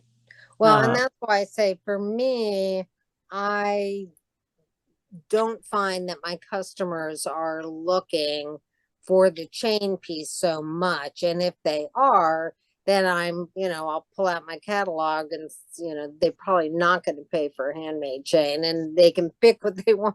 One thing when I made the chains I made was when gold was $400 an ounce. So you could kind of afford to do it now. Right. Yeah. I have often wanted to put a segment of gold in one of my fused chains, but like 2 inches of it being gold and then black and the rest. I really love that look. But yeah, I've never wanted to make 100% gold chain. So more power to you. Yeah. All right. It is a good time for us to wrap. Any last thoughts or questions before we head out? And a reminder, no July. I'll post an email about that too. So August, we see you August. August. Yeah, our next date is, I think, August 21st. Let me double check. Yeah, that's what you said. 21st. Yep. Yep. And we will work on the clasp and connectivity, hopefully, on that section. No, I'll do the build, the first half. We just said I was going to do the first half of the clasp build on film, probably. And so then it'll be the closing up of the hollow form and connecting the links. Okay. Okay. All right. Thanks for all the All right. interesting Thank you ideas and so everything you showed us. Yeah. Yeah. Yeah. Yes. Thank I'm you. gonna wait at your Yes. boxes. See you next Thanks, time. Rachel. Always Have a learn a great lot. summer. Thank You you. too. Thank you. Ready. Bye Be bye, well. everyone.